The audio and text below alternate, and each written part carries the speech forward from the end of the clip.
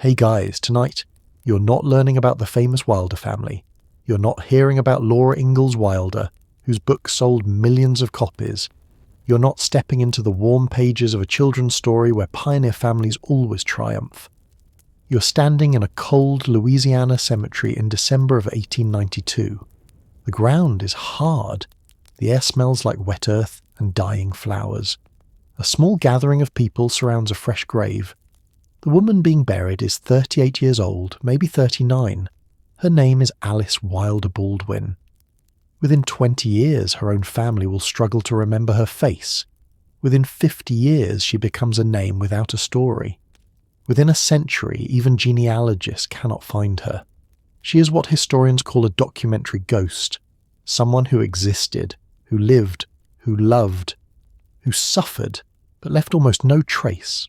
No letter survived, no diary entries, no photographs with her name written on the back, just a few census records, a birth certificate, maybe a death certificate, and the fading memory of relatives who never spoke her name aloud. You need to understand something before we continue. This is not a story about someone who did not matter. This is a story about how history chooses who matters. This is about what happens when you're born female in 1853.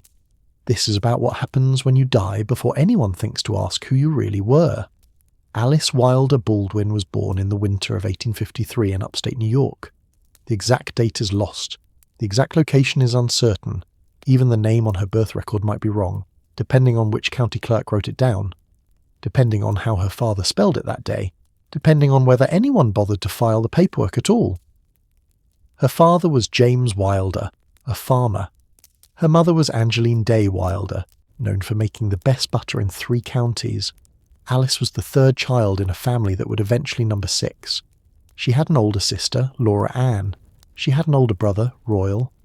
After her came 3 more siblings, including a boy named Almanzo, who would one day marry a girl from Wisconsin and become famous for it.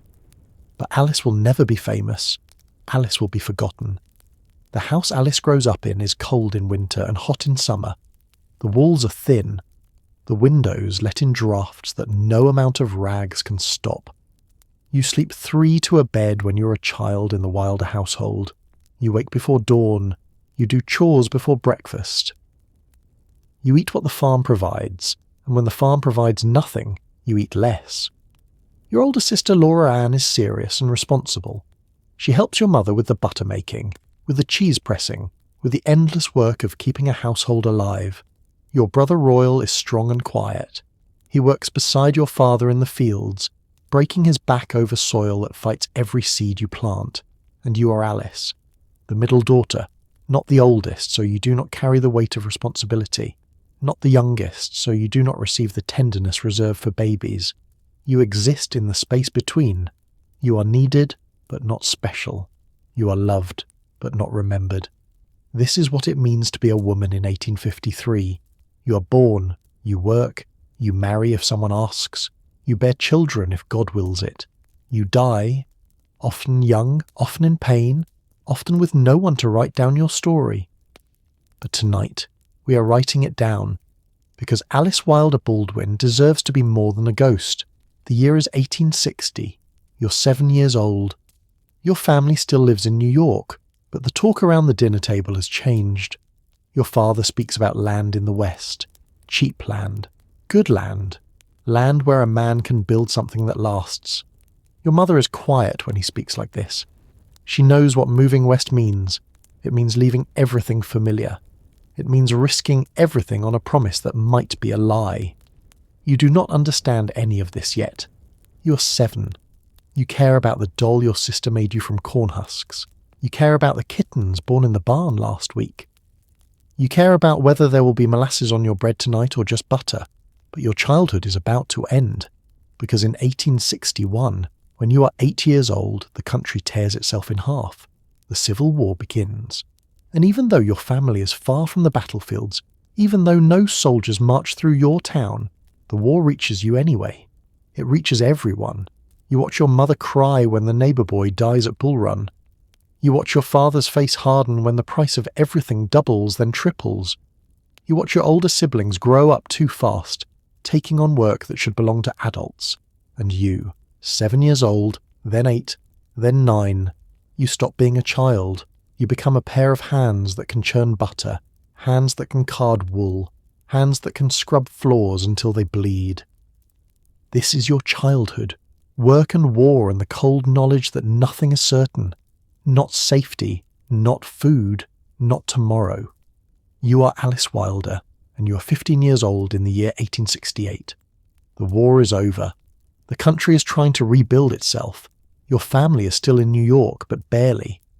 Your father talks more and more about leaving, about fresh starts, about land that does not cost a fortune. Your older sister Laura Ann is already gone.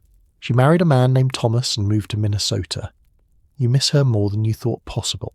She was the one who understood you, the one who listened when you spoke. Now she is gone, and you are the oldest daughter left at home. This means everything falls to you. You wake at 4 a.m. You start the fire in the kitchen stove. You begin the bread dough. You wake your younger siblings and make sure they dress properly. You help your mother with breakfast.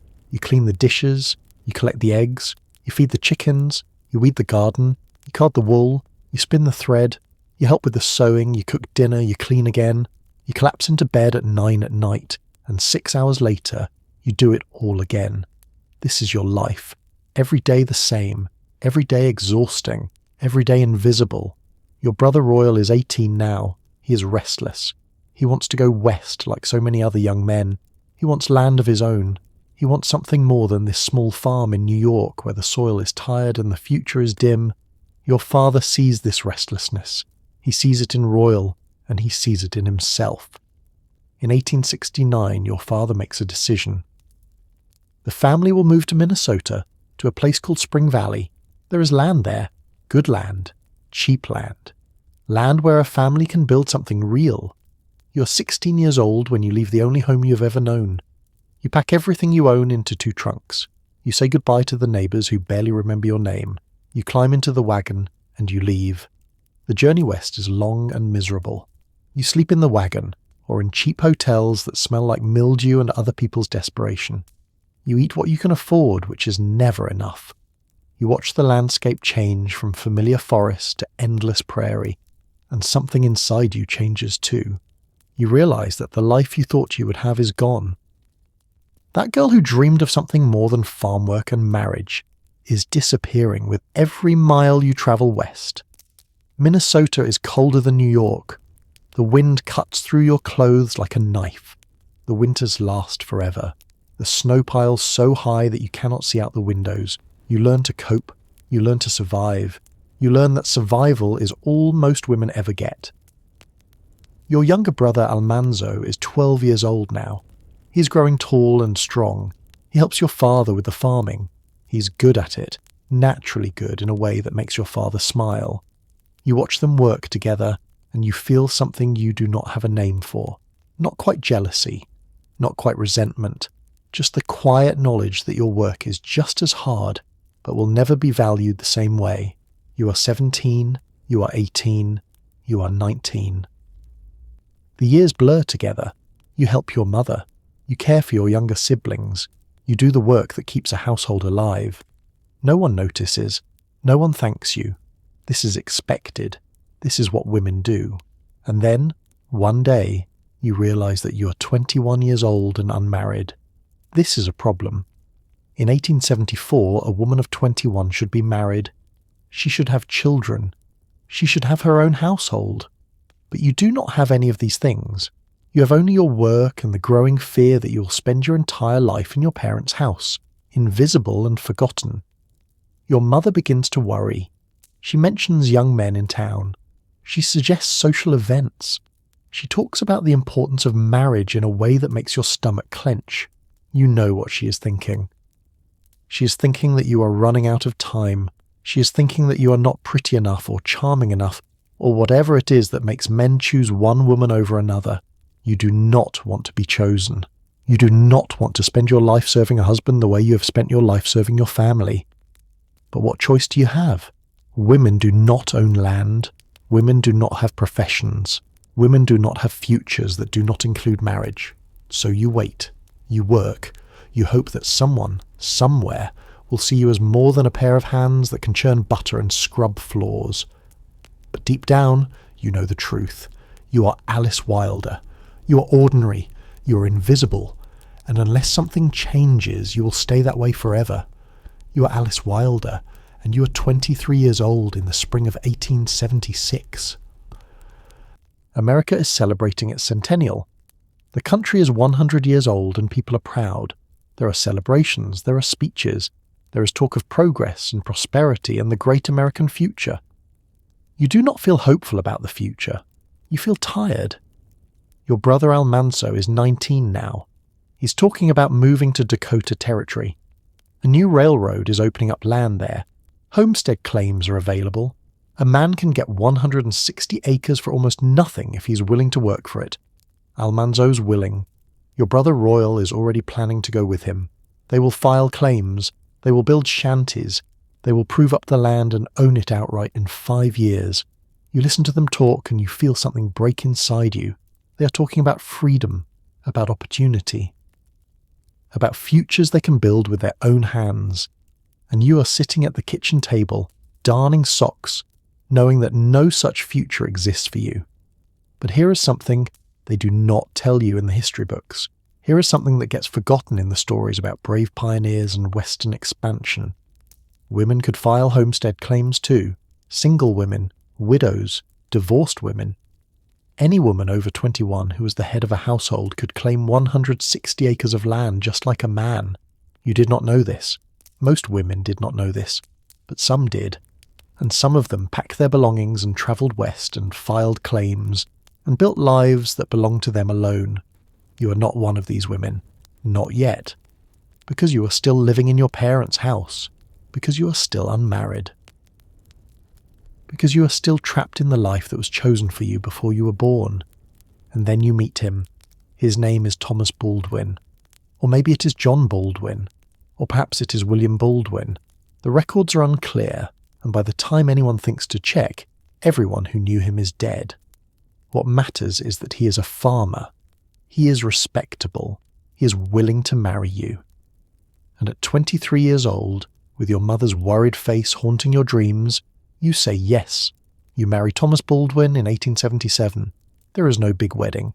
There is no fancy dress. There is a preacher and a few witnesses and a piece of paper that says you now belong to someone else. Your name changes. You're no longer Alice Wilder. You're Alice Baldwin. And with that name change, you disappear even further from history. Because married women in 1877 have no legal identity. The law calls this coverture. It means that when you marry, your legal existence is absorbed into your husband's. You cannot own property. You cannot sign contracts. You cannot keep your own earnings. Everything you are, everything you have, everything you will ever be belongs to him now. You do not think about this on your wedding day. You think about the fact that you finally have your own household. You think about the possibility of children. You think about a future that belongs to you, even if the law says otherwise. You and Thomas move to a small farm. The details are lost. Maybe it is in Minnesota. Maybe it is in Iowa. Maybe it is somewhere else entirely. The census records are incomplete. The county records are missing. The only thing certain is that you are there, working, surviving, living a life that no one will remember. The years pass. You are 25. You are 30. You are 35. You wake before dawn. You work until your hands ache and your back screams and your eyes blur with exhaustion. You plant gardens. You preserve food. You sew clothes. You keep the house clean. You do everything a wife is supposed to do. Do you have children? The records do not say. There are hints. There are possibilities. But nothing certain. Maybe you have babies who do not survive. Maybe you have children who grow up and move away and forget to mention their mother in family stories. Maybe you are childless, and this breaks your heart in ways you never speak aloud. What we know for certain is this. By 1890, you are sick. Something is wrong. Maybe it is tuberculosis, the killer that takes one person every 17 seconds. Maybe it is cancer. Maybe it is the accumulated exhaustion of a lifetime of work that no one valued. Whatever it is killing you. You and Thomas make a decision. You will move to Louisiana. The climate is warmer there. Maybe the warmth will help. Maybe the change will heal you. Maybe you will get better. You will not get better. You travel south. You settle in a small town in Louisiana. The heat's oppressive. The air is thick and wet. You cannot breathe properly. Your body is failing, and there is nothing anyone can do to stop it. In December of 1892, you die. You're 38 years old, maybe 39. The records disagree even on this. Some say you died on the 15th, some say the 20th. Some do not mention a date at all. Thomas buries you in a Louisiana cemetery. He likely stands at your grave and says a prayer. He likely mourns. But he does not write down your story. He does not preserve your letters. He does not tell your nieces and nephews about the woman you were. He remarries within 2 years and moves on with his life, and you are forgotten. Your brother Almanzo marries Laura Ingalls in 1885. They have a daughter named Rose. Laura writes books that millions of children will read. The Wilder name becomes famous, but no one mentions Alice. No one writes about the sister who died young and far from home. No one thinks to ask who she was or what she dreamed or whether her life mattered. But it did matter. Every invisible life matters. Every forgotten woman matters. And tonight, for the first time in over a century, someone is telling your story. You are Alice Wilder, and you're 8 years old in the spring of 1861. You're standing in the doorway of your family's farmhouse in Burke, New York, watching your father read a newspaper. His face is grim. The words you keep hearing are Fort Sumter and rebellion and war. You do not fully understand what any of this means, but you understand the fear in your mother's voice when she speaks. The country is tearing itself apart. Men from neighbouring farms are enlisting. Your older brother Royal is 14, too young to go, but you watch your father calculate ages and wonder how long this war will last. Your mother's hands shake when she kneads bread. The world you have known, the safe, predictable rhythm of farm seasons, is breaking. This is what it means to grow up during the American Civil War. You're too young to fight, too young to understand politics, but you're old enough to feel the weight of adult fear pressing down on your household. The war years change everything. Prices rise. Your father speaks about the cost of salt, of sugar, of things that were once affordable. The neighbour boy who used to help with harvest is dead at Antietam. Another boy comes home missing an arm. Your mother and older sisters sew shirts for soldiers, their needles moving in silence hour after hour. You're 9 years old when the news comes that President Lincoln has been shot. Your mother cries. You've never seen her cry before, not like this. You stand in the kitchen, uncertain what to do, while your father reads the newspaper aloud in a voice that sounds like breaking glass. The war ends when you are 12. You remember the church bells ringing, the way the adults tried to celebrate even though everyone seemed exhausted. More than 600,000 men are dead. The South is in ruins. The country is trying to rebuild itself and no one knows if it will work. But you are 12 years old, and the war's end means something different to you. It means the boys are coming home. It means the fear lifts slightly. It means maybe finally things can go back to normal. They will not go back to normal. Nothing will ever be the same again. You're 13 years old when your youngest brother Pearlie is born in 1869. Your mother is 48, far older than most women having babies, and the birth is difficult. You help care for the infant while your mother recovers. You're no longer a child yourself. You're a young woman with responsibilities. You change diapers. You rock a crying baby at 2 a.m. You understand suddenly what your future probably holds. Marriage, babies, endless work. This is what women do. This is what you will do. But something else is happening in 1869. Your father is talking about moving west to Minnesota, where land is cheap and soil is fresh, and a man can build something that lasts. Your older sister Laura Ann has already married and moved away. Royal is 22 and restless. Your father sees opportunity. You're 16 years old when the decision is made. The family will leave New York. Everything you have ever known. The farmhouse built in 1843, the neighbours, the school, the church. The graves of relatives buried in the local cemetery. All of it will be left behind. Your mother does not want to go. You can see it in her face, though she says nothing. Women in 1870 do not argue with their husbands about these decisions, but you watch her pack the trunks, and you see the way her hands linger on familiar objects, the quilt her mother made, the butter churn she has used for 20 years, the chair her father built. You understand something in this moment that you will carry for the rest of your life. Men make decisions about where families go. Women pack up the pieces of their lives and follow. The journey west takes weeks. You travel by wagon and by train, passing through landscapes that change from forest to prairie. You sleep in cheap hotels that smell like mildew and unwashed bodies. You eat bread and cheese and dried meat because there is nothing else. You watch your younger siblings grow cranky and tired. You watch your mother's face become more and more closed off, like a door shutting. When you finally arrive in Spring Valley, Minnesota in 1870, you're 16 years old and exhausted. The land here is flat. The sky is enormous. The wind never stops blowing. Your father looks at this prairie and sees opportunity. You look at it and see loneliness. The house your family moves into is not like the farmhouse in New York. It is smaller, rougher, less finished. There are no established neighbours nearby, no church you have attended since childhood, no network of women your mother has known for decades. You're starting over. And starting over means losing everything you built before. You're Alice Wilder, and you're 17 years old in Spring Valley, Minnesota in the summer of 1871. The work here is harder than it was in New York. The soil fights every seed. The wind dries out everything. Your hands are cracked and bleeding from washing clothes in water so hard it barely makes soap lather.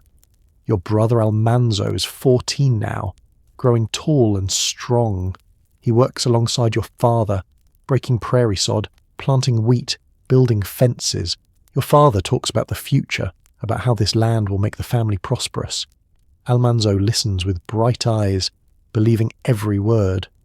You're less convinced. You have watched your mother age 10 years in the single year since you arrived. You have seen the way isolation eats at her. Back in New York, she had neighbours, she had friends, she had other women to talk to work with, to share the burden of endless domestic labour. Here, the nearest neighbour is 2 miles away, and that neighbour is a Swedish family who speaks almost no English. This is what the frontier does to women. It separates them. It isolates them. And isolation is its own kind of death. You are 18 when you start attending church socials in Spring Valley. These gatherings are important. They are the only time you see other young people. The only time you can talk to anyone outside your immediate family. Your mother pushes you to go, and you understand why. You're 18 years old and unmarried. In 1872, that is not yet alarming, but it is noteworthy. The marriage market on the frontier is different from what it was in New York. There are more men than women here. Single women are in demand. This should be empowering, but it is not. Because the men you meet at these socials are rough, uneducated farmers who smell like sweat and manure and have no conversation beyond crop yields and weather. You want more than this. You do not know what more looks like, but you know it is not a lifetime spent cooking for a silent man who views you as a pair of hands to churn butter and a womb to produce children. But what choice do you have? You cannot own land. You cannot work most jobs. Teaching is possible if you have enough education, but your schooling ended at 16 when the family moved. You are competent and smart, but competence and intelligence do not translate into independence for women in 1872, so you wait. You help your mother. You care for your younger brother Pearlie, who is now 3 years old. You preserve food. You sew clothes. You churn butter until your arms ache, and you watch the years pass. You're 20 when your older sister Eliza Jane arrives in Minnesota in 1873.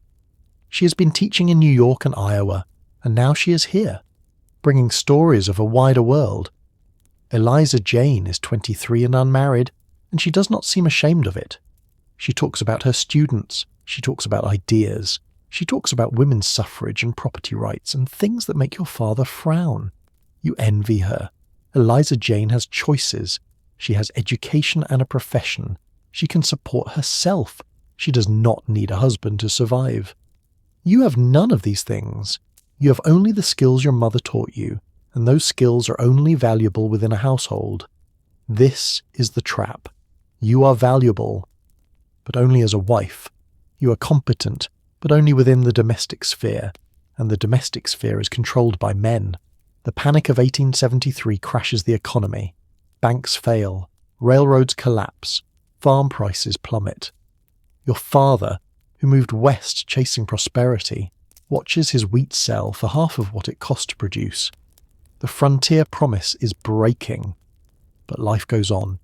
You're 21 in 1874 and your mother is openly worried now. 21 and unmarried. In another few years, people will start calling you a spinster. The word carries weight. It means failure. It means no man wanted you. It means you will spend your life dependent on relatives who resent feeding another mouth. You do not want to be a spinster.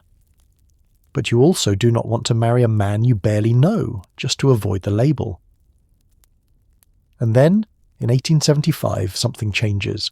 The family moves again, this time to Lyon County, Minnesota. Your father has purchased more land. Your brother Almanzo, now 18, is farming his own claim. The family's economic situation is improving slightly. And in this new community there are new people, new faces, new possibilities. One of those new faces is Albert Baldwin. He's a farmer. He's 30 years old in 1878, 5 years older than you. He's quiet and serious. He owns land. He's respectable. And when he begins courting you, you feel something you have not felt in years. Hope. You are Alice Wilder.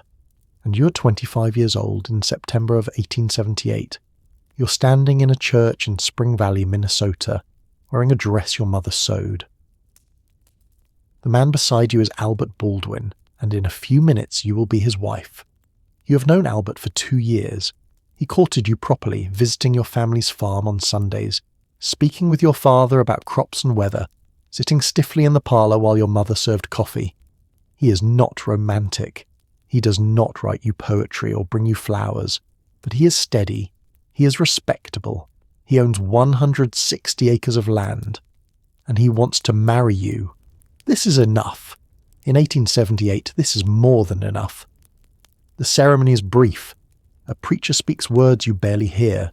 You say, "I do," when prompted. Albert slides a simple gold band onto your finger. Your mother cries quietly in the front pew. Your father looks relieved. One more daughter settled. One less person to worry about. And just like that, you are Alice Baldwin. Your old name is gone. Your old life is gone. You belong to someone else now. The law calls this coverture. It means that when you married Albert, your legal identity was absorbed into his. You cannot own property in your own name. You cannot sign contracts. You cannot keep your own earnings if you work. Everything you are, everything you have, everything you will ever be is legally his. You did not think about this on your wedding day. You thought about the farm you and Albert will build together. You thought about the children you will have. You thought about finally having your own household instead of living in your parents' home. You move into a small house on Albert's claim northeast of Marshall in Lyon County. It is not much. 2 rooms and a loft, a wood stove, a table and chairs Albert built himself, a bed. This is your home now. The first year of marriage is hard, harder than you expected.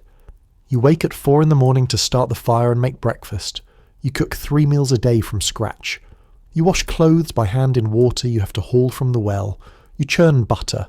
You preserve vegetables. You sew and amend and clean. The work never ends. And you are pregnant. By December of 1878, 3 months after your wedding, you know. Your monthly bleeding stops. Your breasts ache. You feel nauseated every morning. Your mother had warned you this would happen quickly. Women do not use contraception reliably in 1878. Marriage means babies. Babies mean risk. You're 25 years old and about to become a mother. You are terrified. The pregnancy is difficult. You're sick for months. You cannot keep food down. You lose weight even as your belly swells. Albert watches you with worried eyes but says nothing. Men do not talk about pregnancy. It is women's business. Shameful business. Something to be hidden and endured. Your mother comes to stay with you in January of 1880 when your time arrives. The labour lasts 14 hours. You scream until your throat is raw. You bleed more than your mother expected. But in the end, you have a daughter. A tiny, red-faced, perfect daughter. You name her Myrtle. Holding her for the first time, you understand something you did not understand before. This is what your life is now. Not your own, not Albert's, Myrtle's. Every decision you make from this moment forward will be about keeping this child alive. And keeping children alive in 1880 is not guaranteed. 1 in 5 children dies before age 5. Diphtheria, scarlet fever, typhoid, accidents, infections. The frontier is full of small graves. You have seen them. Tiny headstones with dates only months or years apart. Beloved daughter, our angel, gone too soon. You will not let Myrtle become one of those graves. The next 4 years blur together. Feeding, washing, cooking, planting, harvesting. You and Albert work side by side, trying to make the farm profitable. Some years are good, some years are bad. The weather is unpredictable. Grasshoppers eat the wheat. Drought kills the vegetables. You save every penny. You never stop working. Myrtle grows. She is healthy, strong, smart. You teach her to churn butter when she is 3. You teach her to card wool when she is 4. You're raising her the way your mother raised you, preparing her for the only future a girl can expect. But something else is happening during these years. Albert is sick. At first, it is just a cough, a persistent nagging cough that will not go away. He says it is nothing, just the dust from harvest, just the dry air. But the cough gets worse. He loses weight. He tires easily. By 1884, he can barely work a full day. You know what this is. Everyone knows. Consumption. The White Plague. The disease that kills 1 person every 17 seconds. The disease that especially loves young adults, especially men who work outdoors, especially people living in crowded or poorly ventilated houses. Albert has consumption, and consumption is a death sentence. Your brother Almanzo is farming land your mother bought, just next to your farm. He sees Albert's decline. Your mother sees it. Everyone sees it. But no one speaks the truth aloud. To name the disease is to admit defeat. In August of 1884, a travelling doctor comes through Lyon County. He examines Albert and tells him what he needs to hear. Move south, to a warm, dry climate. Florida maybe, or Texas. Somewhere the cold Minnesota winters will not kill him. Somewhere he might recover. You are pregnant again. Your second child will be born in December, and Albert wants to sell the farm and move to Florida, a place you have never seen, a place 2,000 miles away, a place where you know no one. You have no choice in this decision. Albert is your husband. Where he goes, you go. Your mother cries when you tell her. She knows she may never see you again. You cry too, but quietly, when Albert is not watching. In December of 1884, you give birth to a son. You name him Leland Edward Baldwin. He is 3 weeks old when you pack everything you own into trunks and prepare to leave Minnesota forever. You are 31 years old. You have a 4-year-old daughter and an infant son. Your husband is dying. And you are moving to a frontier you cannot even imagine. This is where the story truly begins. This is where everything starts to fall apart. You are Alice Baldwin, and you are 31 years old in January of 1885. You're standing on a dock in Florida, holding a 3-week-old baby. Your 4-year-old daughter Myrtle clings to your skirt. Your husband Albert is arranging for your trunks to be loaded onto a boat that will take you across the Indian River to a place called Georgiana on Merritt Island. The heat is unnatural. It is January, but the air is thick and wet and warm in a way that makes your skin feel strange. Back in Minnesota, January meant snow so deep you could not see out the windows. It meant cold that cracked wood and froze water solid. It meant survival, yes, but at least you understood it. This heat is alien, and you are more alone than you have ever been in your life. The journey from Minnesota took weeks. You travelled by train through landscapes that changed from frozen prairie to green farmland to swampland thick with vegetation you had never seen before. You travelled with an infant who cried from the heat and the unfamiliar motion.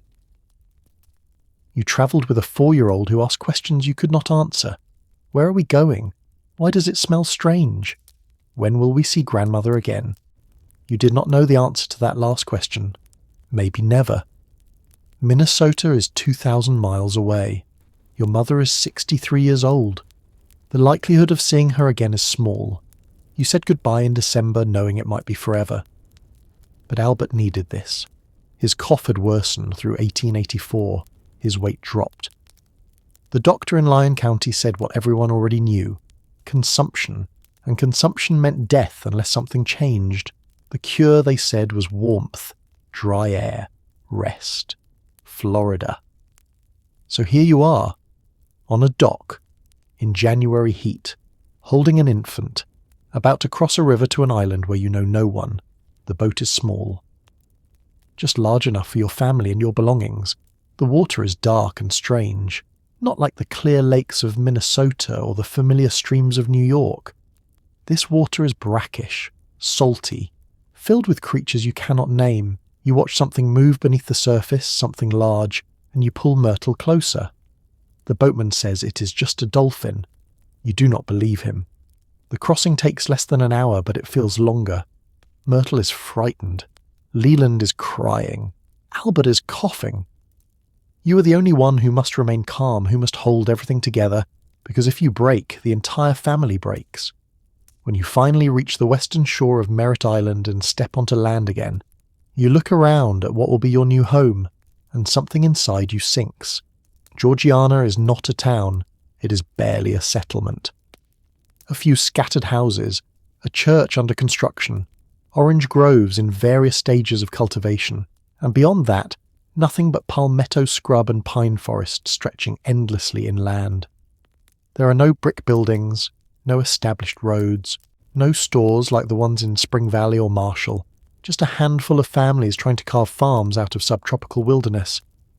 The house Albert has arranged for you to stay in is small, smaller than the farmhouse you left in Minnesota, one room with a loft, wood plank walls with gaps you can see daylight through, a tin roof that will cook you alive in summer, a fireplace you will not need because the heat never stops.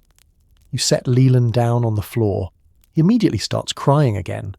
The floor is rough, unsanded. Everything in this house is rough, unfinished, barely adequate. Myrtle asks when you will go home. You tell her this is home now. She starts crying too. That first night you do not sleep. The sounds are wrong. Back in Minnesota, night was silent except for wind and the occasional howl of a wolf. Here, night is loud, insects screaming, birds calling, things moving through the underbrush outside, and the heat does not break when the sun sets. It just becomes a different kind of heat. Wet, heavy, suffocating. You lie awake listening to Albert breathe. His lungs rattle with every inhale. You listen to your children sleep fitfully in the heat, and you wonder if this was a mistake. If leaving everything you knew to come to this strange, hot, isolated place was the right decision. But it is too late now. You are here. You have no money to return. You have burned every bridge. This is your life now. The next morning, Albert leaves before dawn to find work in the orange groves. He returns 12 hours later, exhausted, coughing worse than before. The work is hard. Picking oranges, loading crates, hauling fruit to the docks for shipment north. It is wage labour, not farming. He's no longer a landowner. He's a hired hand. This is what moving to Florida meant. Not prosperity, not land ownership, not the fresh start you imagined. Just survival, just barely getting by. Just another frontier that promises more than it delivers. You are alone all day with 2 small children in a house that is not a home in a place that does not feel real. You are Alice Baldwin, and you're learning what it means to live in a place where nothing is familiar. The first month in Georgiana is the hardest. Everything you know about housekeeping, about farming, about survival does not work here. The garden you plant dies.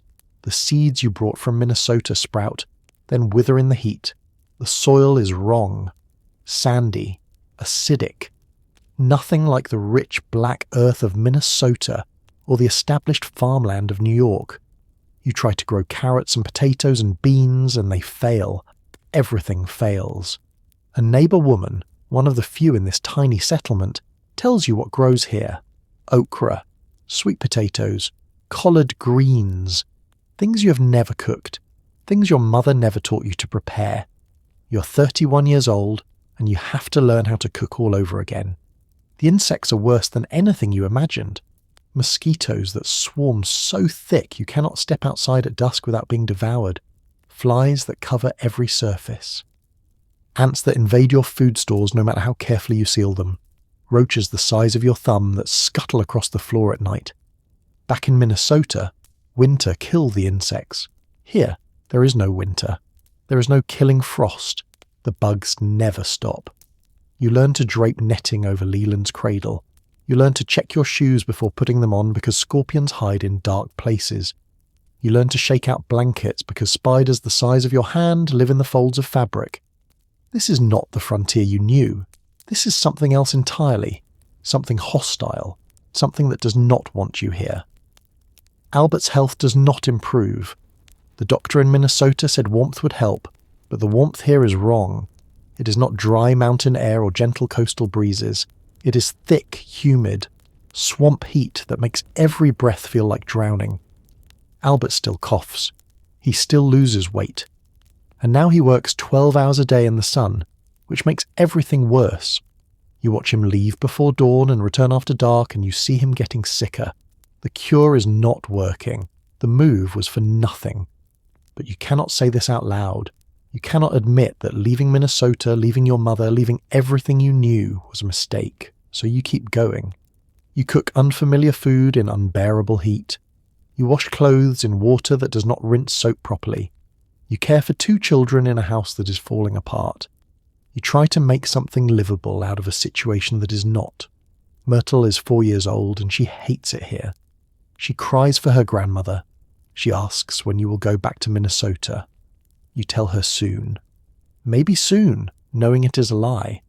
You will never go back. You cannot afford to go back. This is permanent. Leland is an infant.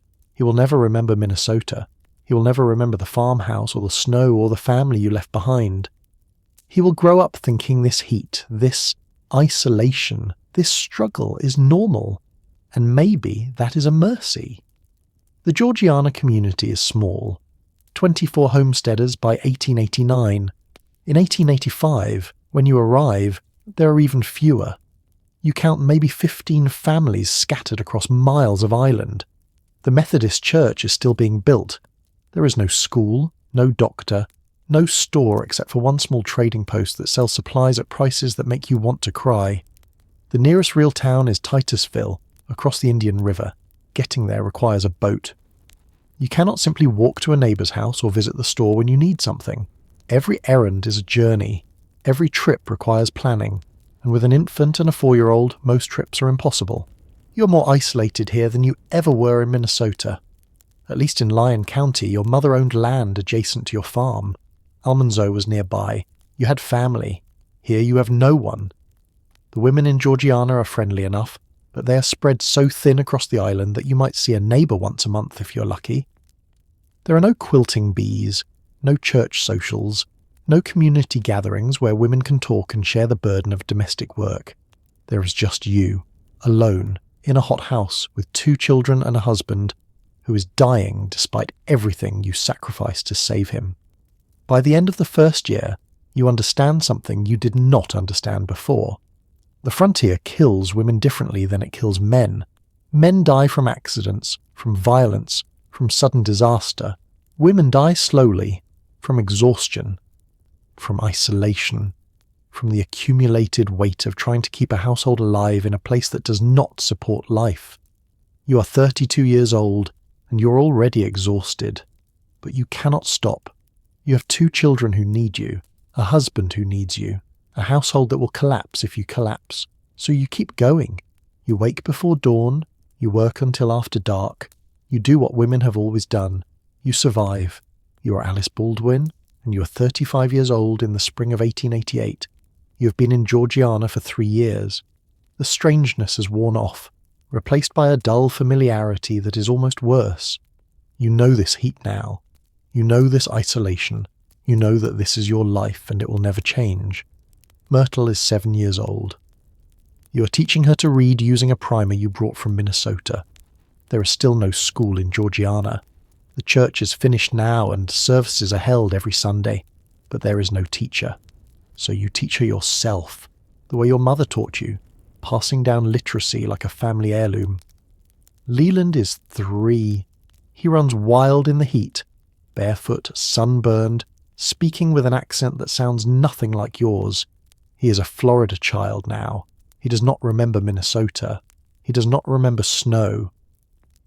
When you tell him stories about winter, he does not believe you. Albert still works in the orange groves. The work has become steadier. The groves are producing more fruit as the trees mature, but Albert is not getting better. His cough is permanent now. His chest rattles when he breathes. He moves slowly like an old man, even though he's only 40 years old. You know what this means. Everyone knows, but no one says it. The Methodist church ladies are kind. They bring food sometimes. They include you in their small gatherings. But there are only so many women in this settlement, and they have their own struggles. One woman lost a baby to fever last summer. Another woman's husband drowned in the river. Another family left, just packed up and went back north, unable to make the Orange Grove economy work. People leave Georgiana all the time.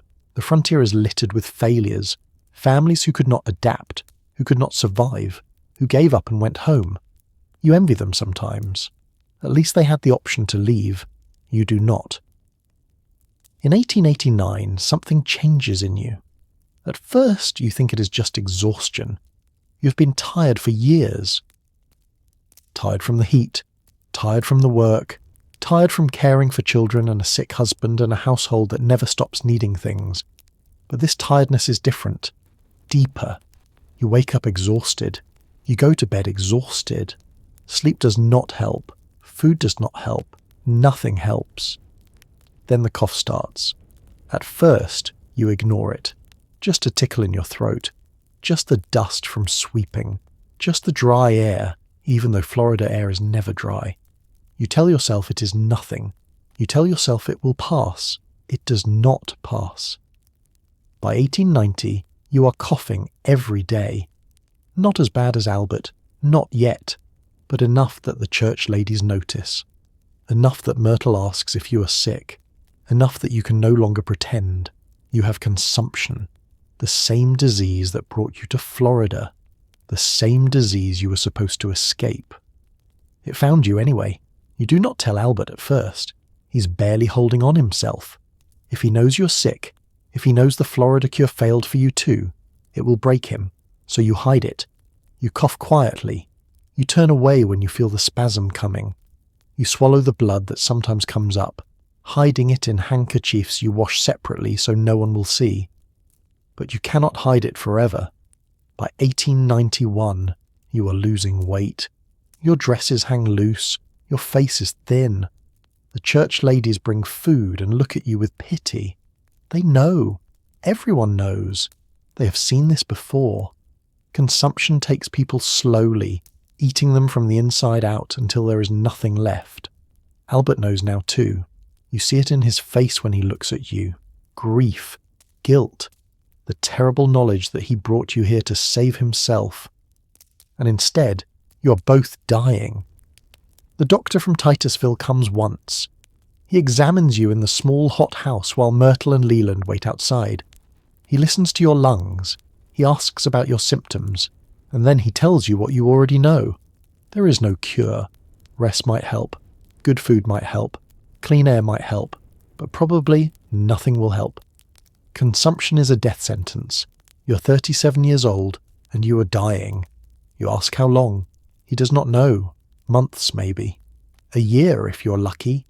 It depends on how strong your lungs are, how well you can rest, how much support you have.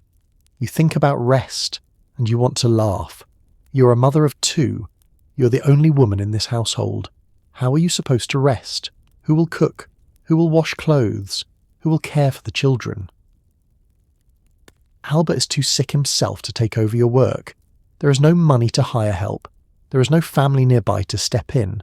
You will work until you cannot work anymore, and then you will die. The last year of your life is measured in small losses.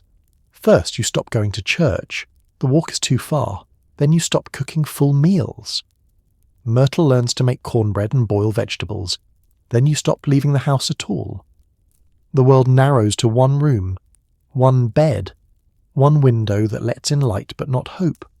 Myrtle is 11 years old, and she is raising her younger brother now. She's doing your work because you cannot do it anymore.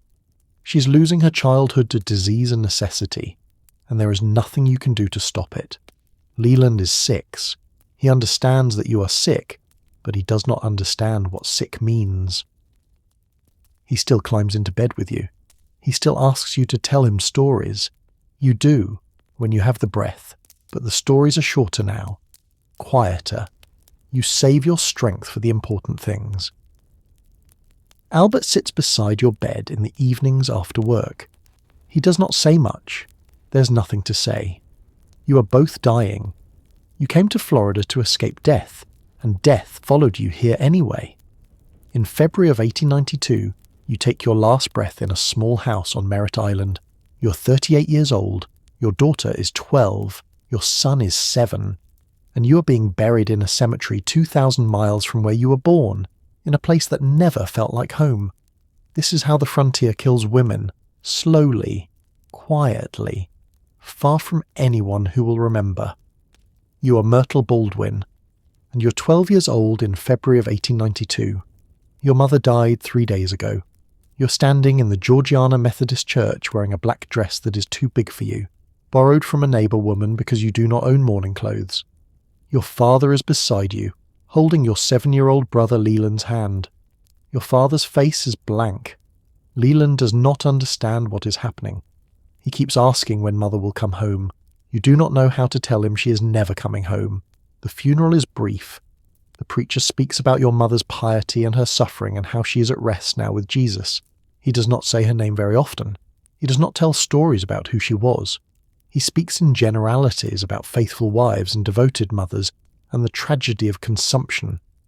You realize, standing there, that almost no one in this church knew your mother. She lived in Georgiana for 8 years, but she was isolated. She was sick. She did not have close friends here. The women attending this funeral are being neighbourly, but they are not grieving the loss of someone they loved.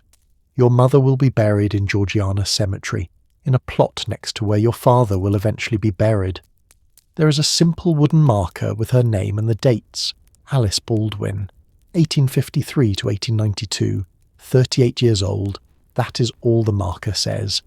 Nothing about who she was, nothing about New York or Minnesota, nothing about the 3 times she moved, always following someone else's decisions. Nothing about the children she raised, or the butter she churned, or the potatoes she dropped as a girl on her father's farm. Just a name and 2 dates. After the funeral, you return to the small house where you have lived since you were 4 years old. The house feels different now, emptier. Your mother's absence is everywhere. Her sewing basket sits untouched in the corner. Her apron hangs on a peg by the door. Her bed, where she died, has been stripped and the linens washed, but you cannot look at it without seeing her there, struggling to breathe. You're 12 years old, and you're now the woman of the household. There is no one else. Your father works 12 hours a day in the orange groves. Leland is 7 and cannot cook or clean or manage a home. It falls to you. You learn quickly what your mother already knew. That housework is endless. That Florida heat makes everything harder. That cooking 3 meals a day from scratch while also washing clothes and tending the garden and caring for a younger brother leaves no time for grief. You do not have time to cry. You have bread to bake. Your father does not speak about your mother. He works. He comes home. He eats the meals you prepare, and he goes to bed. He does not tell you stories about how he met her in Minnesota. He does not talk about the farm in Lyon County or the decision to move to Florida. He does not say whether he regrets bringing her here, whether he blames himself, whether he loved her. Men in 1892 do not talk about these things, especially not to their daughters. You try to remember your mother's face. Already, just weeks after her death, the details are fading. You remember her hands cracked and calloused from work. You remember her voice quiet and patient. You remember the way she coughed in the final months, the terrible rattle in her chest. But her face is becoming less clear. You do not have a photograph of her. There are no portraits, no images to preserve what she looked like. When you try to picture her, you see only fragments, a profile, a gesture, never the whole person. This is how forgetting begins, not dramatically, not with intention, just slowly as memory fades and daily life demands your attention elsewhere. Your father tells you, 3 months after your mother's death, that he's going to remarry. The woman's name is Ellen. She is a widow. She will move into the house and help manage the household. She will be your stepmother. You do not protest. You're 12 years old and exhausted. The burden of running a household is too much. You need help, and your father needs a wife. Men in 1892 cannot run a household alone. They need women to cook and clean and manage domestic life. This is how society works. Ellen arrives in June of 1893, just over a year after your mother's death. She's kind enough. She does not try to replace your mother. She simply takes over the work, and you are grateful. You're a child again, not a housekeeper. But something happens when Ellen arrives. The house is reorganized. Your mother's belongings are packed away. The sewing basket is moved to the attic. The apron is given to a neighbour. The bed where your mother died becomes the bed where your father sleeps with his new wife. Your mother is being erased, not maliciously. Just practically, life goes on. The household needs to function. And a new woman cannot live in the shadow of a dead one. You watch it happen and you say nothing. Because what can you say? This is how it works. Women die. Men remarry. The past is put away. Everyone moves forward. You're Almanzo Wilder, and you're 35 years old in the spring of 1892. You're farming in South Dakota with your wife Laura and your daughter Rose. The land is hard. The winters are brutal. You're still recovering from the diphtheria that paralyzed you partially 3 years ago. Your hands do not work the way they used to. A letter arrives from Florida. It is from Wilder Baldwin, your sister Alice's husband. The letter is brief. Alice is dead. Consumption. February. Buried in Georgiana. You read the letter twice, trying to feel something. But Alice has been gone from your life for so long that her death feels distant. Theoretical. You have not seen her in 8 years. Not since she and Albert moved to Florida in 1884. You have not exchanged letters regularly. You have been focused on your own survival, your own failing farm, your own health crisis. Alice was your sister. You were close as children, working side by side on your father's farm in New York. She taught you things. She was patient when you were young. She dropped potatoes beside you in the spring planting. She helped you with chores. She was part of your childhood, but childhood was a long time ago. You're 35 now. She was 38 when she died. You have both lived entire adult lives separately. You married Laura. Alice married Albert. You had different struggles, different migrations, different failures and small victories. And now she is dead, and you do not know how to mourn someone who became a stranger. Laura asks if you want to go to Florida for the funeral. You shake your head. It has been 3 weeks since Alice died. The funeral is long over. And even if it were not, you cannot afford the trip. You're barely surviving financially. Florida might as well be another country. You tell your daughter Rose that her Aunt Alice has died. Rose is 5 years old.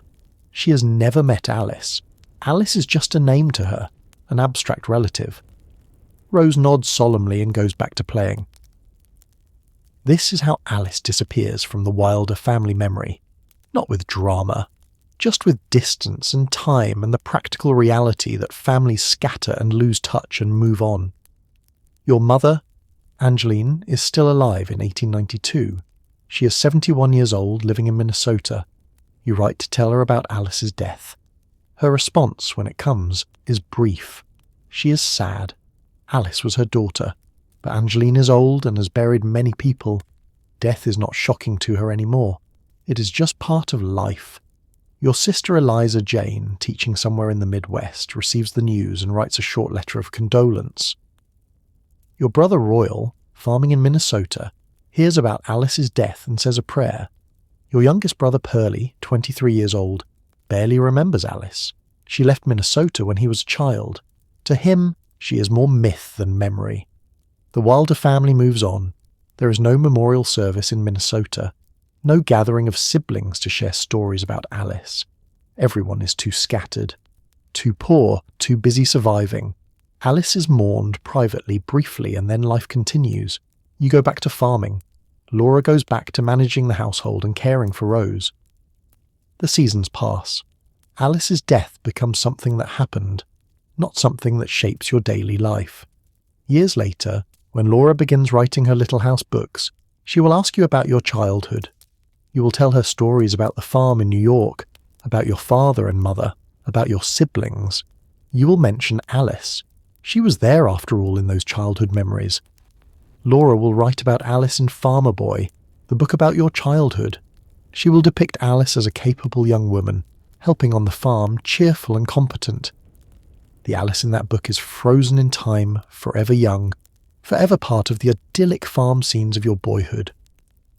But Laura will not write about Alice's adult life. She will not write about Alice's marriage to Albert, or the move to Minnesota, or the desperate migration to Florida, or the slow death from consumption in a place 2,000 miles from home. Those parts of Alice's story are not part of the Little House narrative. They do not fit the mythology Laura is building. So Alice becomes a character in one chapter of one book, a minor figure in someone else's story. And when readers encounter Alice in Farmer Boy, they will not know that she died young, that she left 2 children motherless, that she was buried in a cemetery that no one from her birth family would ever visit. They will know only the cheerful farm girl dropping potatoes and making butter. That is all that will remain. You do not think about this in 1892. You're just trying to survive another year of bad crops and debt. But the process has already begun. Alice is being forgotten. Her story is being reduced to a few sentences in a family tree, a name in a genealogy record, a brief appearance in a novel written decades after her death. Within a generation, your nieces and nephews will struggle to remember who Alice was. Within 2 generations, she will be a name without a face. Within 3, even the name will fade from family conversation. This is what happens to people who die young and leave no written record. They vanish. You are a historian in the 21st century, and you are trying to find Alice Wilder Baldwin. You have been researching the Wilder family, following the trail of Laura Ingalls Wilder's famous Little House books, backward into the lives of people who were never meant to be famous. You know that Almanzo Wilder had siblings. The genealogical records make that clear. Laura Ann, born 1844, Royal, born 1847, Eliza Jane, born 1850, Alice, born 1853, Almanzo, born 1857, Pearlie, born 1869. But when you search for information about Alice, you find almost nothing. A birth date, a marriage record, 2 children listed in census data, a death date, a burial location in Georgiana Cemetery, Brevard County, Florida. That is all. No letters, no diary, no photographs that can be definitively identified as her, no newspaper articles, no memoir written by her children. No oral history preserved by descendants who remember stories their grandmother told.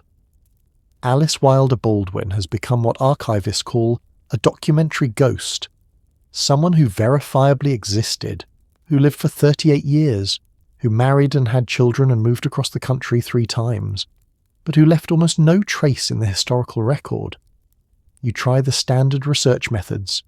You search digitized newspapers for mentions of Alice Baldwin in Georgiana, Florida in the 1880s and 90s. Nothing.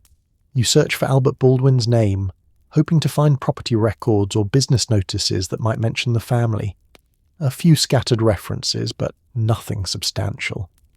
You search for Myrtle Baldwin and Leland Edward Baldwin, Alice's children, hoping they left records that might mention their mother.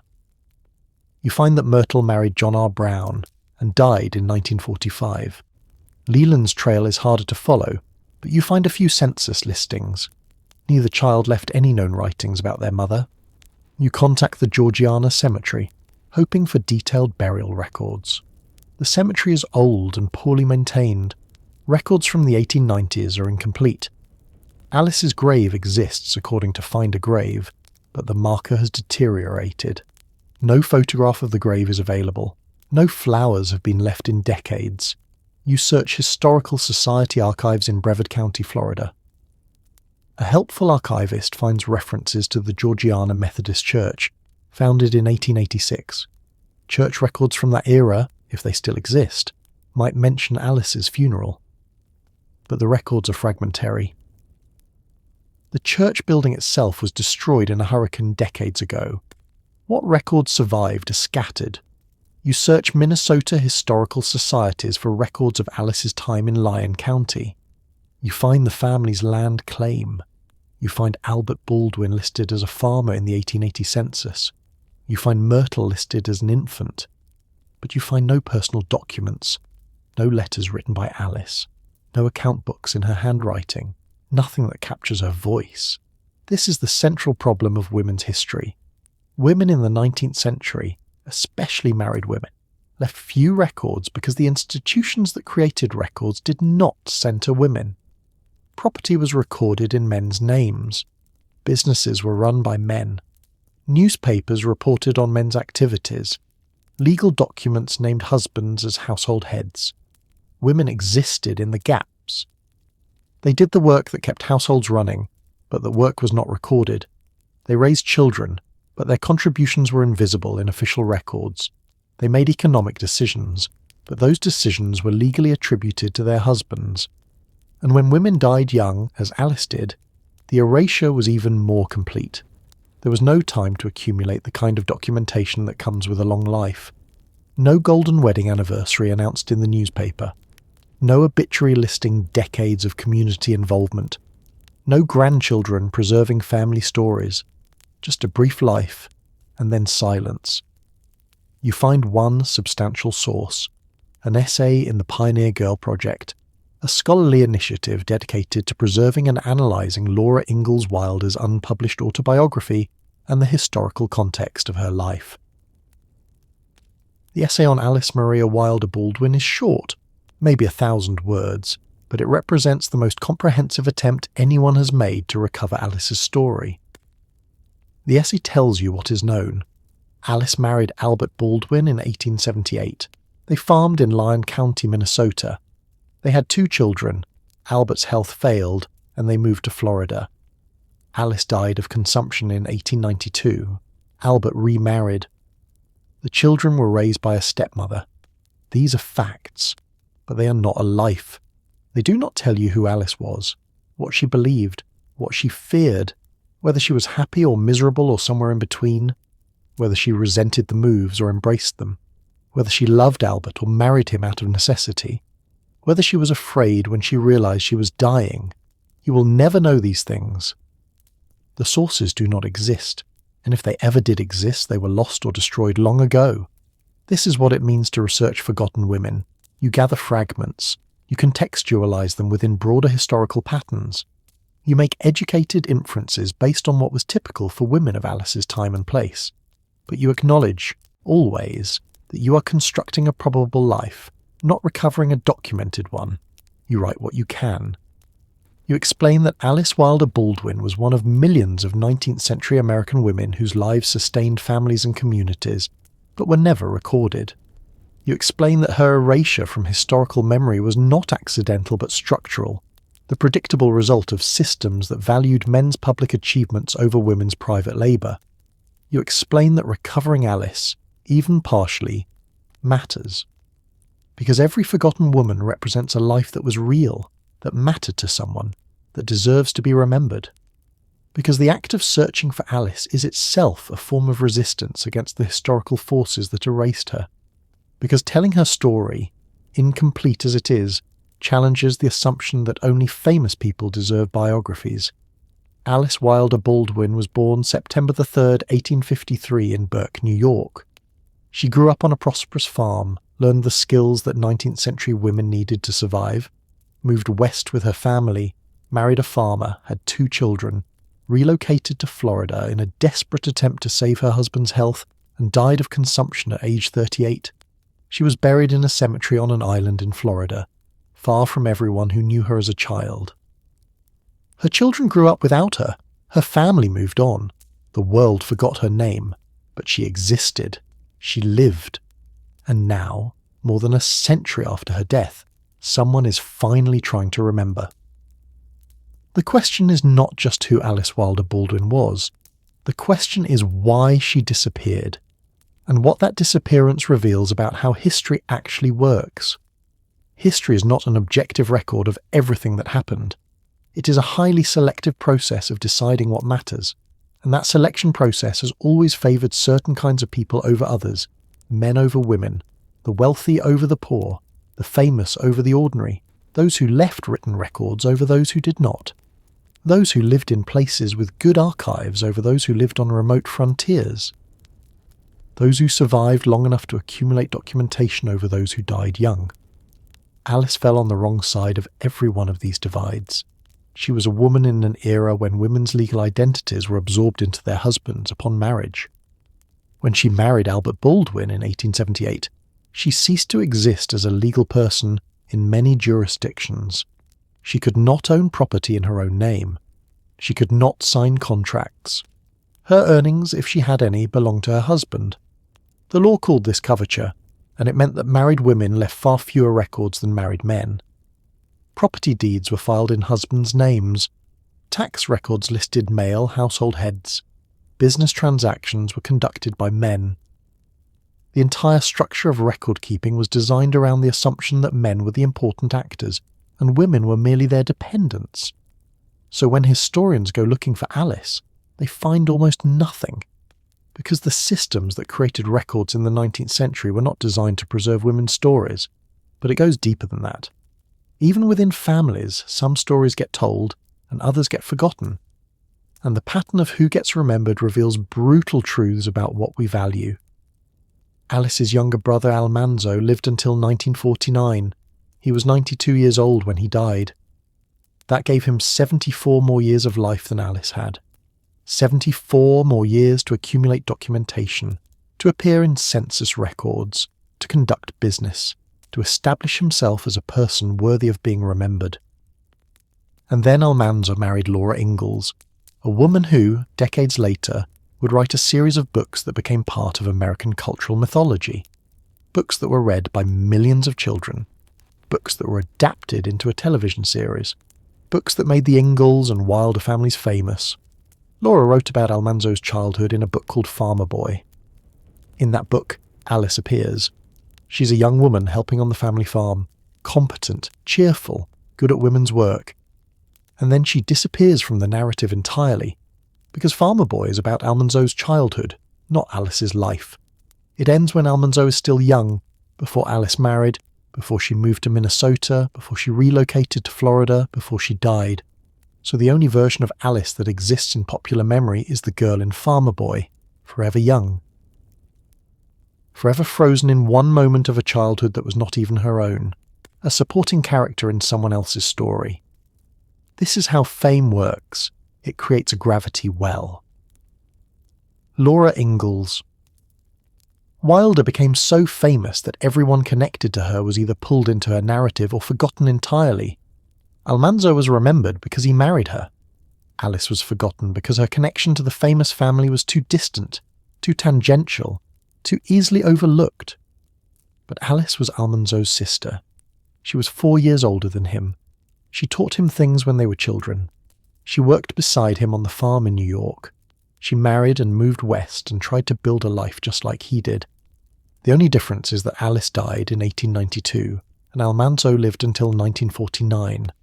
Alice died before the books were written. She had no voice in shaping how the family story would be told, and so she vanished. This is not unique to the Wilder family. This is how historical memory works in almost every family. The people who live longest get remembered. The people who achieve public recognition get remembered. The people who leave written records get remembered. Everyone else fades. Historians call this archival silence. the absence of documentation about people who undeniably existed but left almost no trace, and archival silence disproportionately affects women, the poor, racial minorities, the disabled, and anyone else who was marginalised by the systems that created records. When you search for Alice Wilder Baldwin, you're confronting a century and a half of structural forgetting, not because anyone deliberately tried to erase her, but because the entire apparatus of historical record-keeping was built to remember people like Almanzo and forget people like Alice. Men, not women. Landowners, not wage labourers. The long-lived, not the young dead. The literate, not the silent. The connected to fame, not the obscure. Alice was all the wrong things, and so she disappeared. But here is what makes this more than just sad. Here is what makes this historically significant. Alice was not unusual. She represents millions. Of the approximately 31 million American women alive in 1890, historians estimate that fewer than 0.01% left sufficient documentation for individual biographical study. The other 99.99% were absorbed into the anonymous masses of history's supporting cast. Alice Wilder Baldwin was one of them, and so, probably, were your great-great-grandmothers, and mine.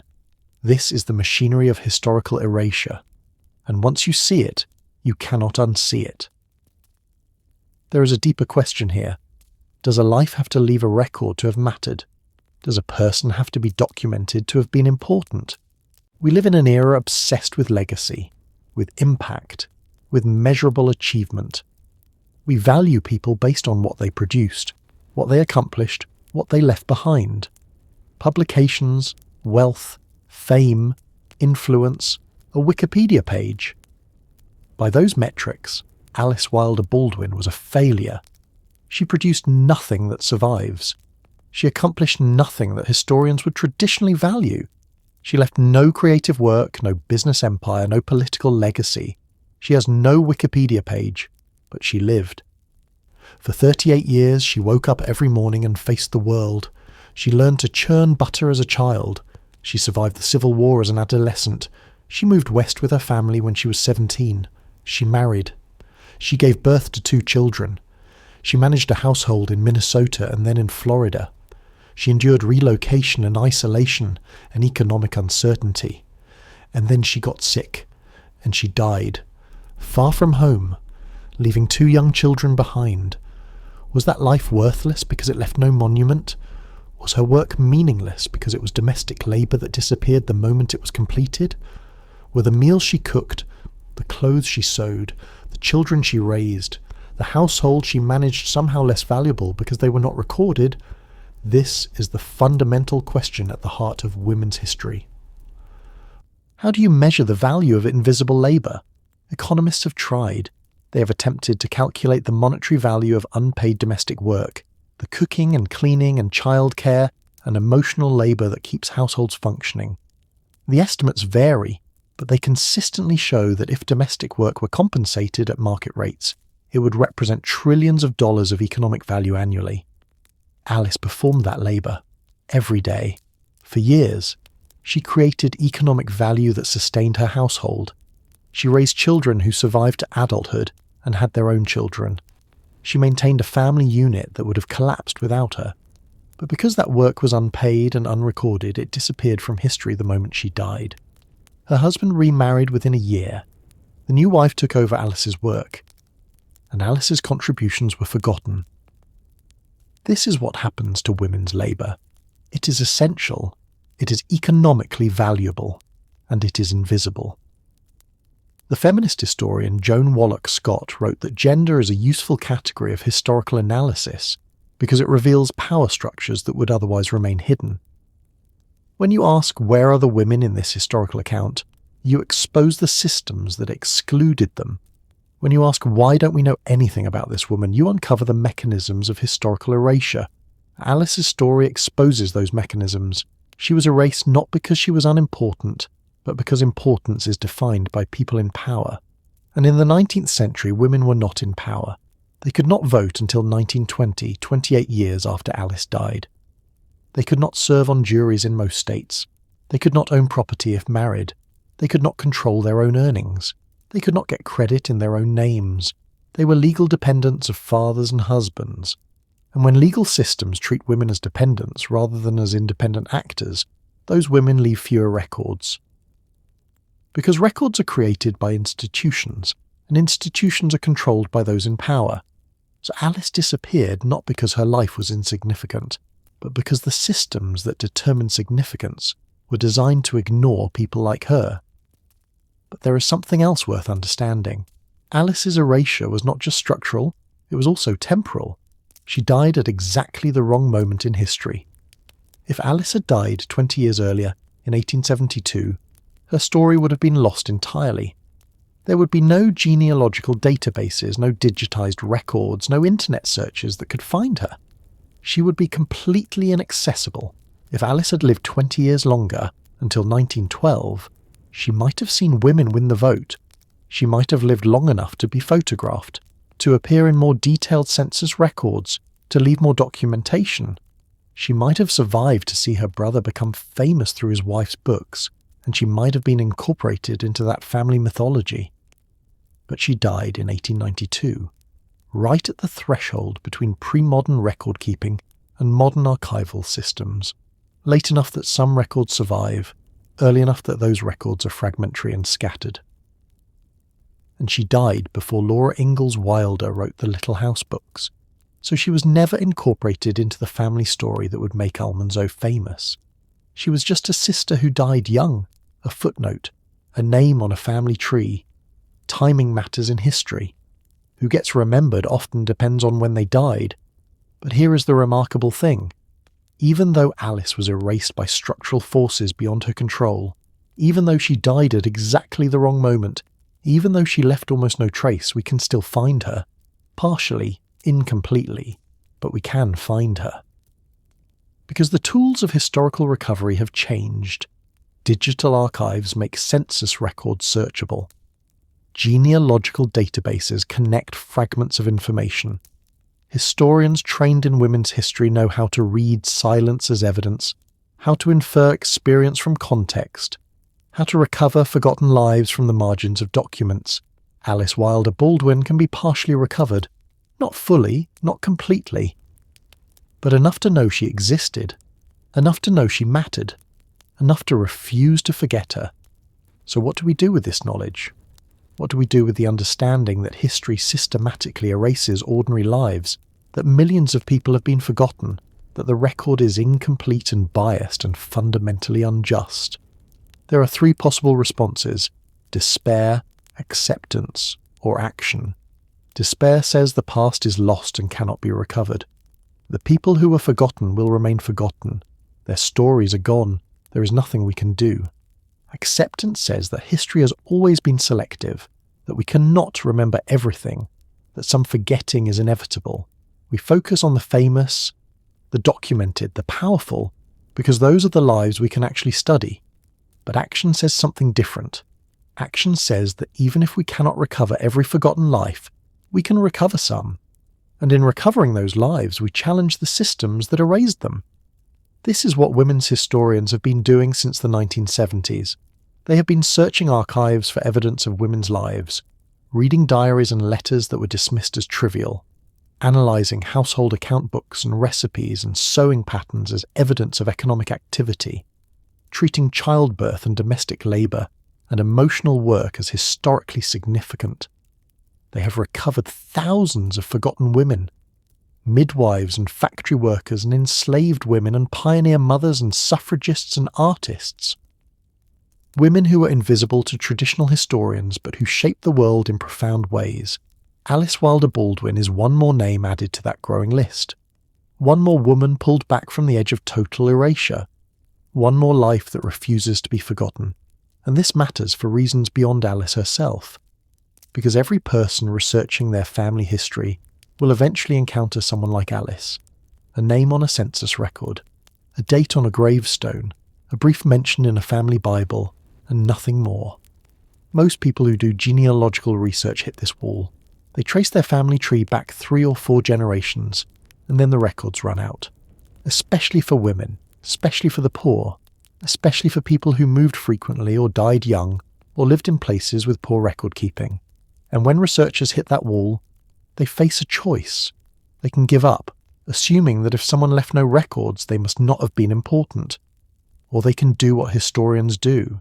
They can gather fragments. They can contextualize. They can infer. They can reconstruct a probable life even without a documented one. Alice's story is a model for how to do that. How to take a birth date, a marriage record, 2 children's names, a death certificate and a burial location, and from those fragments build an understanding of a life. You cannot know Alice's thoughts or feelings. You cannot know whether she loved her husband or resented the move to Florida. You cannot know what her last words were or whether she was afraid of dying. Those things are lost, but you can know what her life was probably like, because you can study the lives of other frontier women. You can read their diaries and letters. You can analyze demographic data about marriage ages and childbearing patterns and mortality rates. You can examine the economic conditions in Lyon County, Minnesota in the 1880s, and Georgiana, Florida in the 1890s. And from all of that contextual evidence, you can reconstruct a plausible life. Not Alice's actual interior experience, but the contours of what she probably faced, the work she probably did, the constraints she probably lived under, the choices she probably made. This is micro-history, the intensive study of ordinary individuals to illuminate larger historical structures, and it is one of the most powerful tools historians have for recovering forgotten lives. The historian Laurel Thatcher Ulrich won a Pulitzer Prize for doing exactly this. She took the diary of an 18th century midwife named Martha Ballard, a diary that had been dismissed as boring and trivial, and she read it carefully. She contextualized every entry. She traced every person Martha mentioned. She reconstructed the entire social world of a small Maine town, and what she found was extraordinary. Martha Ballard was not just a midwife. She was a crucial figure in her community's economy and health. She delivered hundreds of babies. She treated illnesses. She testified in court cases about paternity and sexual assault. She managed a household that produced textiles and food for sale. She was a skilled, knowledgeable, economically essential person. But traditional historians had dismissed her as insignificant, because she was a woman doing women's work, because her diary seemed routine and boring, because she did not fit the model of historical importance that valued political leaders and military heroes and business tycoons. Ulrich showed that the problem was not Martha Ballard's insignificance. The problem was the historian's definition of significance. Alice Wilder Baldwin deserves the same reconsideration. She was not famous. She did not write books. She did not lead movements or build empires. But she lived. She laboured. She mattered to the people who knew her. And her erasure from history tells us more about the failures of historical methodology than about the value of her life. There is one more reason this matters, because Alice's story connects to something larger than individual lives. It connects to the question of how we understand the past and why we study history at all. If history is only about famous people, if we only remember presidents and generals and inventors and writers, then we get a fundamentally distorted picture of the past. We see the public sphere and miss the private. We see political events and miss the daily struggles that shaped most people's lives. We see the exceptional and miss the ordinary. But ordinary lives are where most of human experience happens. Most people in history were not famous. Most people worked hard, loved their families, faced challenges, and died without leaving monuments. And if we dismiss those lives as insignificant, we lose any real understanding of what the past was actually like.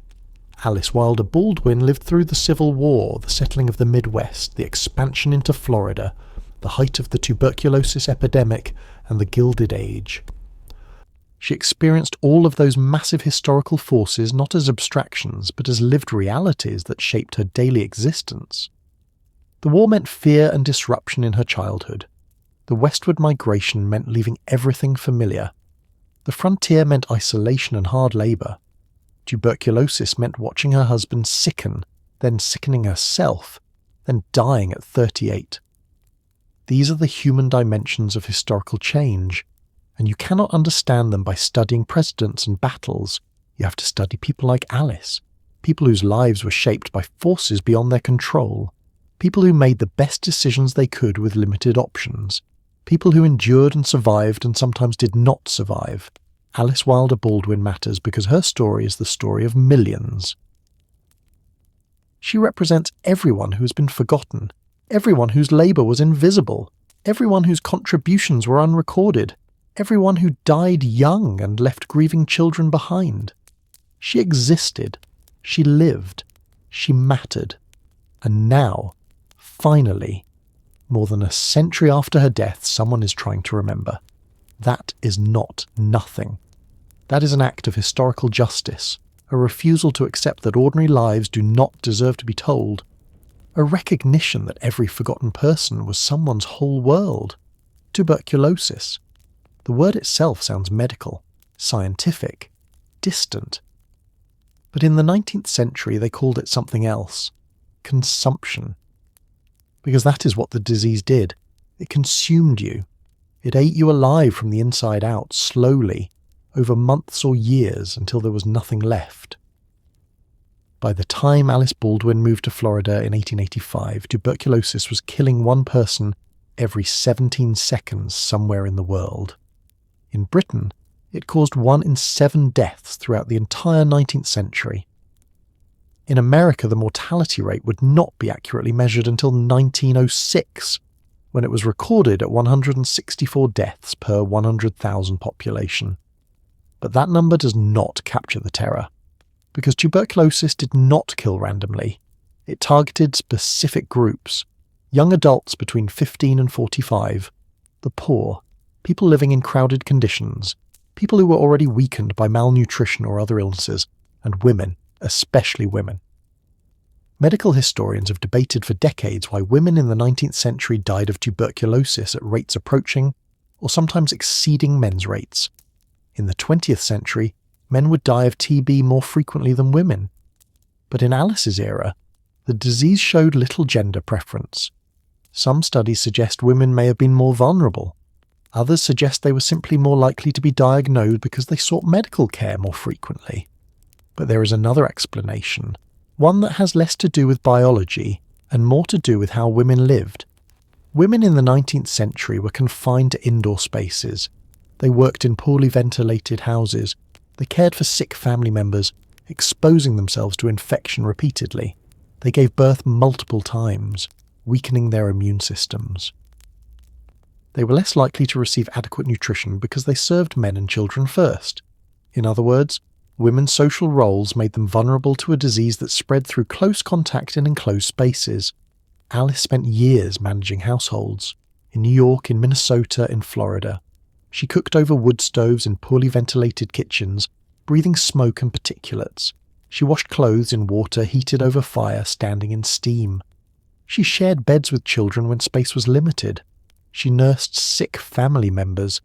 She worked indoors, always indoors, because that was what women did. And tuberculosis thrived in those conditions. The disease is caused by a bacterium called Mycobacterium tuberculosis. It spreads through the air when an infected person coughs, sneezes, or even speaks. The bacteria enter the lungs and begin to multiply. In some people, the immune system fights off the infection and the person never becomes sick. In others, the bacteria remain dormant for years, only activating when the immune system is weakened by stress, malnutrition, or other illness. And in still others, the bacteria begin destroying lung tissue immediately. The person develops a persistent cough. They lose weight.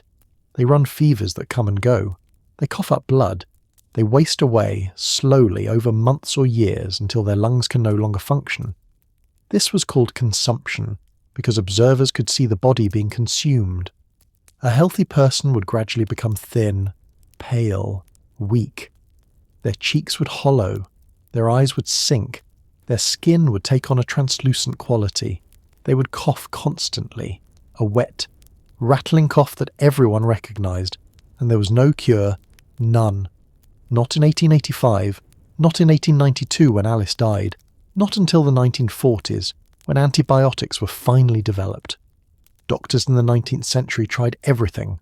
They prescribed rest, fresh air, nutritious food, sea voyages, mountain air, desert climates, cod liver oil, bloodletting, mercury compounds, opium for the cough, whiskey for the pain, none of it worked. People died anyway. But one theory gained enormous traction in the 1880s and 90s, the climate cure. The idea that moving to a warm, dry climate could arrest or even reverse tuberculosis. Physicians promoted it.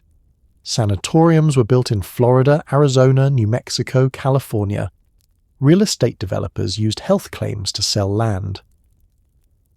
Desperate families relocated, chasing the promise of healing. Wilder Baldwin was following this advice when he moved his family to Florida. He was not irrational. He was not reckless.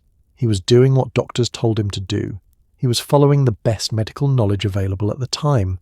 The problem was that the best medical knowledge available was wrong. Warm climate does not cure tuberculosis. It never did. The disease is caused by bacteria, not by cold weather. Moving to Florida might make a patient more comfortable. The warmth might ease joint pain. The sunshine might improve mood. But it would not kill the bacteria. It would not stop the disease from progressing. It would not save lives. What Florida did offer was a new set of risks. Malaria, which was endemic in subtropical regions. Yellow fever, which periodically swept through coastal settlements. Dengue fever, typhoid, dysentery, parasitic infections, poor sanitation, contaminated water, isolation from medical care. Frontier Florida in the 1880s was not a health resort. It was a disease environment every bit as dangerous as the northern climates people were fleeing. Perhaps more dangerous, because the diseases were unfamiliar. And for women like Alice, the move to Florida meant additional stress. Separation from family support networks, isolation in tiny settlements with few neighbours, the physical labour of establishing a household in primitive conditions, the emotional burden of caring for a sick husband and young children while managing everything alone. All of these factors weakened the immune system. And a weakened immune system is exactly what tuberculosis needs to thrive. Robert Koch identified the tuberculosis bacillus in 1882. This was a landmark moment in medical history. For the first time, scientists understood that tuberculosis was caused by a specific bacterium, not by heredity or moral weakness or bad air. But understanding the cause did not lead to a cure, not for decades. The tuberculosis bacillus was identified in 1882. Effective antibiotic treatment would not be developed until 1944 with the discovery of streptomycin. That is a 62-year gap between knowing what caused the disease and being able to treat it. Alice lived and died in that gap. She died 10 years after Koch identified the bacteria. 10 years of knowing what tuberculosis was but having no way to stop it. The medical community in the 1880s and 90s understood transmission better than earlier generations had. They knew tuberculosis spread from person to person. They knew crowded living conditions increased risk. They knew spitting in public spaces could spread infection. Some cities began passing ordinances against public spitting. Some physicians recommended isolating tuberculosis patients to prevent transmission. But these measures were inconsistent and often ignored. Because tuberculosis was so common, and because it progressed slowly, people did not always take precautions seriously. A person could be infected for years without knowing it. They could spread the disease to family members, co-workers, neighbours, without realising they were sick. Alice may have been infected years before she showed symptoms. She may have contracted tuberculosis in New York as a child, and the bacteria remained dormant until the stress of frontier life in Florida activated them. Or she may have been infected in Minnesota, living in close quarters with other frontier families who carried the disease. Or she may have been infected in Florida, exposed to other settlers who had come seeking the climate cure and were themselves contagious. There is no way to know. The medical records, if they ever existed, are long gone. What we do know is that by 1891, Alice was visibly sick. The sources say her health suffered in the Florida climate. This is a careful Victorian phrasing. What it means is that she was coughing, losing weight, running fevers, weakening, and everyone around her knew what it meant. Consumption, the White Plague. The disease that killed young mothers and left children orphaned. The progression of tuberculosis is cruel, It is not a quick death. It is slow. The patient has time to understand what is happening, time to watch their body waste away, time to say goodbye to children who are too young to understand, time to prepare for a death that is inevitable, but not yet here. Medical texts from the 1880s describe the stages. First, the persistent cough, then the fever coming and going in waves, then the night sweats, soaking through bedclothes, then the weight loss, despite eating, then the hemoptysis, coughing up blood, then the final stage, when the lungs are so damaged that breathing becomes agony, and the patient drowns in their own fluids. This is what Alice experienced. This is what her children watched. This is what her husband witnessed, helpless to stop it. Victorian death culture romanticised tuberculosis. Writers and artists depicted consumptive women as ethereal, beautiful, pale and delicate. The poet John Keats, who died of tuberculosis in 1821, was celebrated for his tragic romantic death. Opera heroines died beautifully of consumption, singing arias until their final breath. But real tuberculosis was not romantic. It was painful. It was humiliating. Coughing fits that left patients gasping. Blood-stained handkerchiefs that had to be hidden from children. The smell of sickness that permeated everything. The knowledge that you were dying, slowly, and there was nothing anyone could do. Alice died in February of 1892. The exact date is not recorded in surviving sources, just the month, February. The coldest month in Florida. Though cold, there means temperatures in the 50s and 60s, not the freezing winters of Minnesota, not the snow Alice grew up with in New York. She was 38 years old. The average life expectancy for American women in 1890 was approximately 44 years. But that statistic is misleading. Average life expectancy was lowered by high infant and child mortality. If a woman survived to age 30, she had a good chance of living into her 60s or 70s. Alice did not survive to age 39. She died young, even by the standards of her era. And she died of a disease that was understood but not treatable. A disease that physicians could diagnose with increasing accuracy but could not cure. The climate cure had failed. Moving to Florida had not saved Albert. And it had not protected Alice. Instead, it had isolated her, separated her from family, left her to die in a place 2,000 miles from home, surrounded by people who barely knew her. Her funeral was held at the Georgiana Methodist Church, the small church that had been founded just 6 years earlier. The preacher spoke about suffering and redemption, about Alice's piety and her rest in heaven, about God's mysterious will. The church ladies brought food to the house.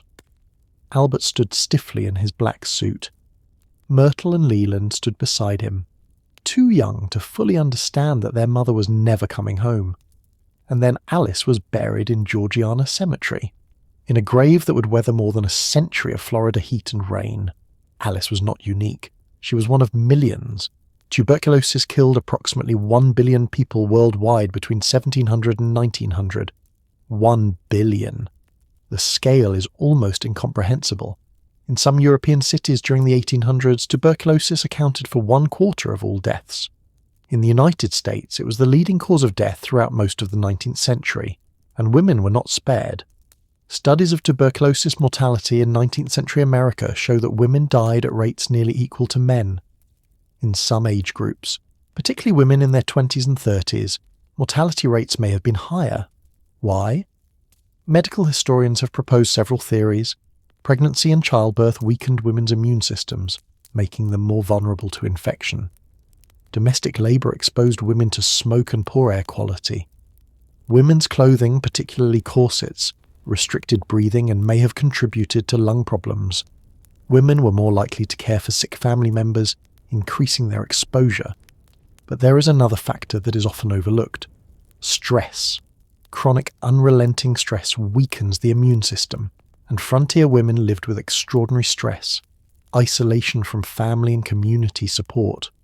The physical demands of managing a household without modern conveniences, repeated pregnancies, and the constant fear of childbirth mortality. The economic uncertainty of frontier agriculture, the psychological burden of moving repeatedly, never establishing roots, always starting over. Alice experienced all of these stresses. She moved from New York to Minnesota in her late teens, leaving behind her childhood home. She married at 25 and immediately took on the responsibilities of managing a frontier household. She gave birth to 2 children in the harsh conditions of rural Minnesota. And then, when her second child was barely born, she moved again. To Florida. To a subtropical frontier she had never seen. To isolation and heat and unfamiliar diseases. The stress alone may have been enough to activate latent tuberculosis bacteria. If Alice had been infected years earlier and the bacteria were dormant, the accumulated stress of her life in Florida could have weakened her immune system enough for the disease to progress. This is not speculation. This is how tuberculosis works. The bacteria can remain dormant for years, even decades, only becoming active when conditions are right. And stress is one of the primary triggers, so when we say Alice died of consumption, we are telling only part of the story. Yes, she died because bacteria destroyed her lungs, but she also died because she lived a life of chronic stress and physical hardship. She died because frontier conditions weakened her body. She died because she was separated from the support systems that might have helped her stay healthy. She died, in other words, because of how women were expected to live in the 19th century, endlessly adaptable, endlessly willing to relocate, endlessly responsible for holding households together, endlessly uncomplaining about the toll it took on their bodies. Other women experienced the same thing. Frontier diaries and letters are filled with accounts of women who moved west and died within a few years. Women who left established communities and familiar landscapes and never adjusted to the isolation. Women who got sick and had no access to medical care. Women who died in childbirth because there was no doctor within 50 miles. Women who succumbed to diseases they had never encountered before. The frontier mythology celebrates resilience and pioneering spirit, but it rarely acknowledges the cost, and the cost was disproportionately borne by women. Demographic studies of frontier mortality show that women on the frontier died at rates 3 times higher than women in established eastern communities. 3 times higher. And tuberculosis was one of the leading causes. Alice's death was part of a pattern of women whose lives were shaped by men's decisions. Albert decided to move to Florida for his health. Alice went with him because that is what wives did. And when the move failed to cure him and instead made her sick, there was no going back. They had sold the Minnesota farm. They had no money to relocate again. They were trapped in Florida, and Alice paid the price with her life. This is the reality behind the Little House mythology. Behind the cheerful stories of frontier resilience, there were women like Alice. Women who moved too many times. Women who got sick. Women who died far from home. Women who were buried in distant cemeteries and gradually forgotten.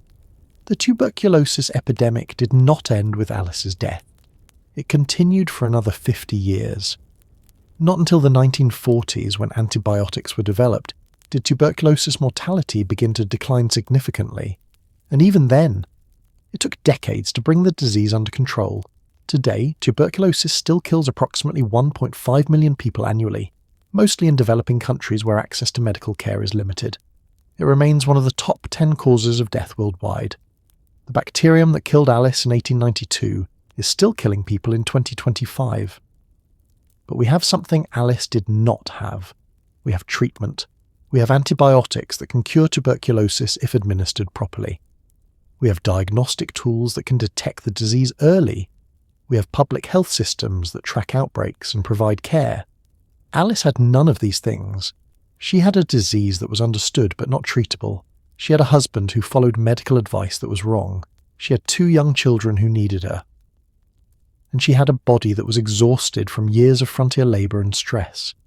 When she died in February of 1892, she became one more statistic in the long history of tuberculosis mortality. One more woman who died young. One more mother who left children behind. One more person whose death was tragic but not unusual. The White Plague consumed her, just as it consumed millions of others. And because she left no written record, because she's died before anyone thought to preserve her story, her death was forgotten, not immediately, but gradually over the years as people who knew her died and memories faded and the world moved on.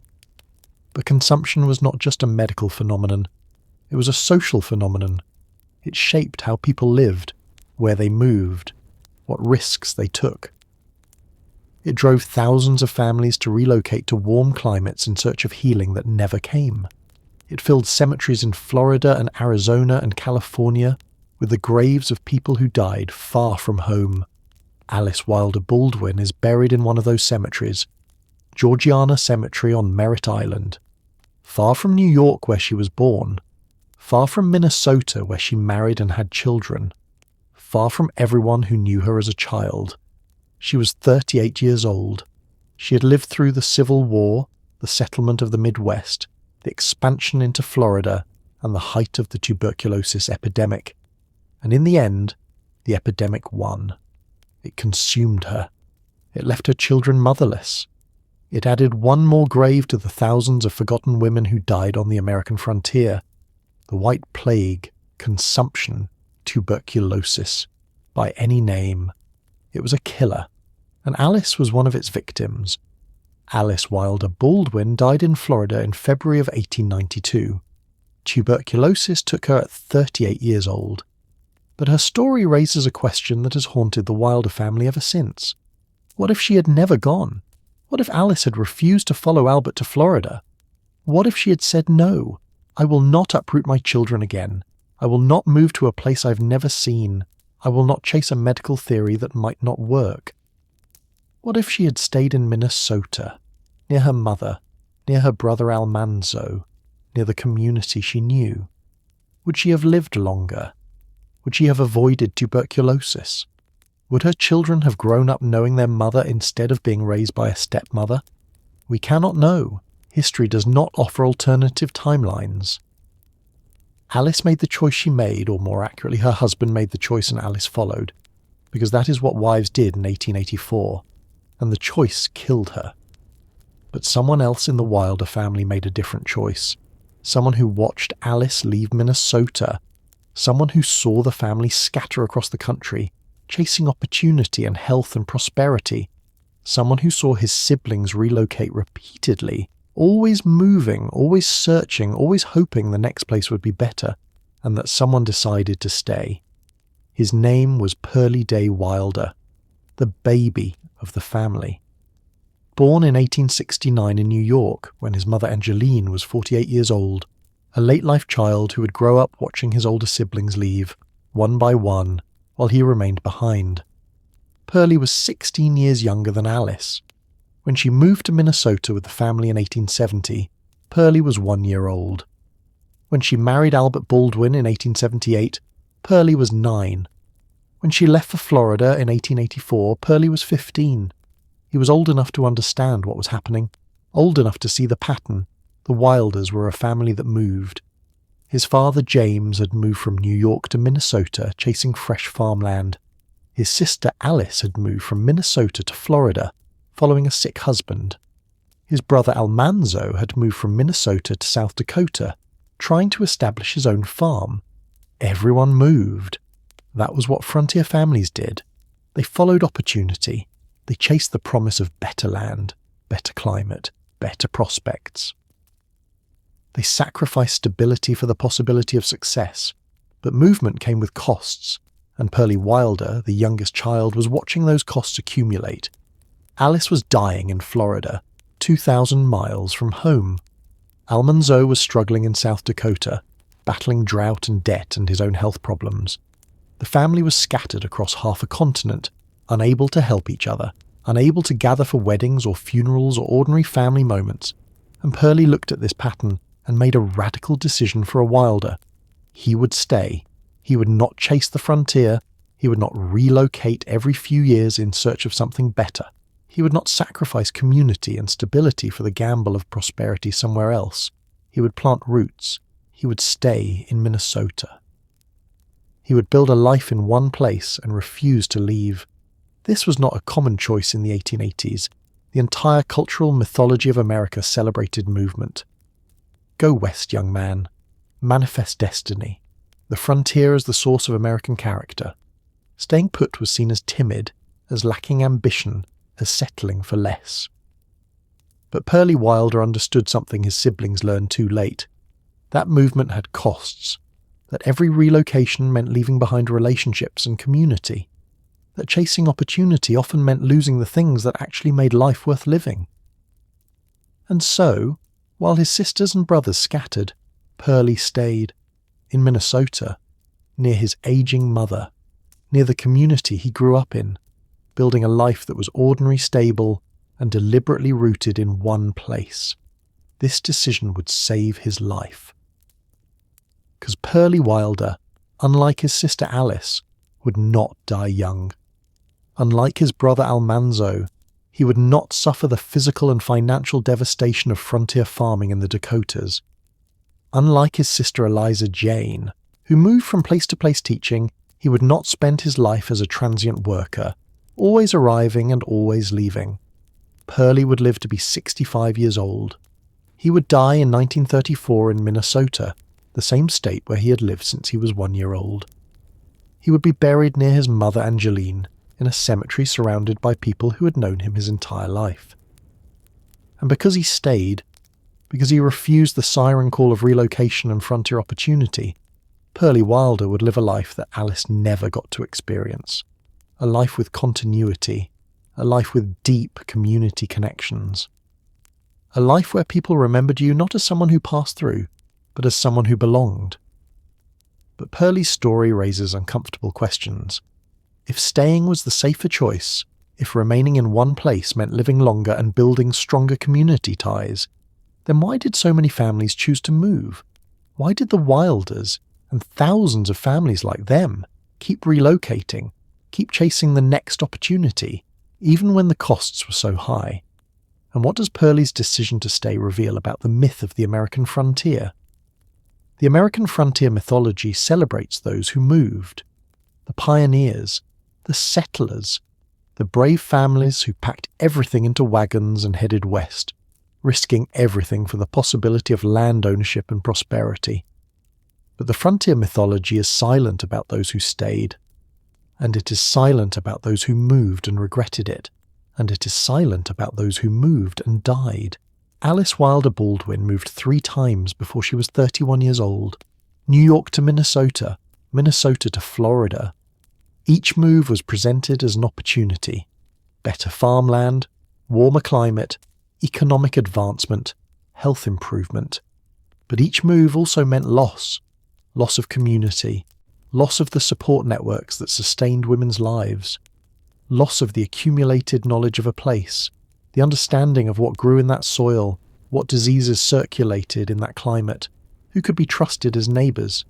And for Alice, the final move to Florida meant loss of life itself. Because the warm climate did not cure Albert, it did not prevent Alice from contracting tuberculosis.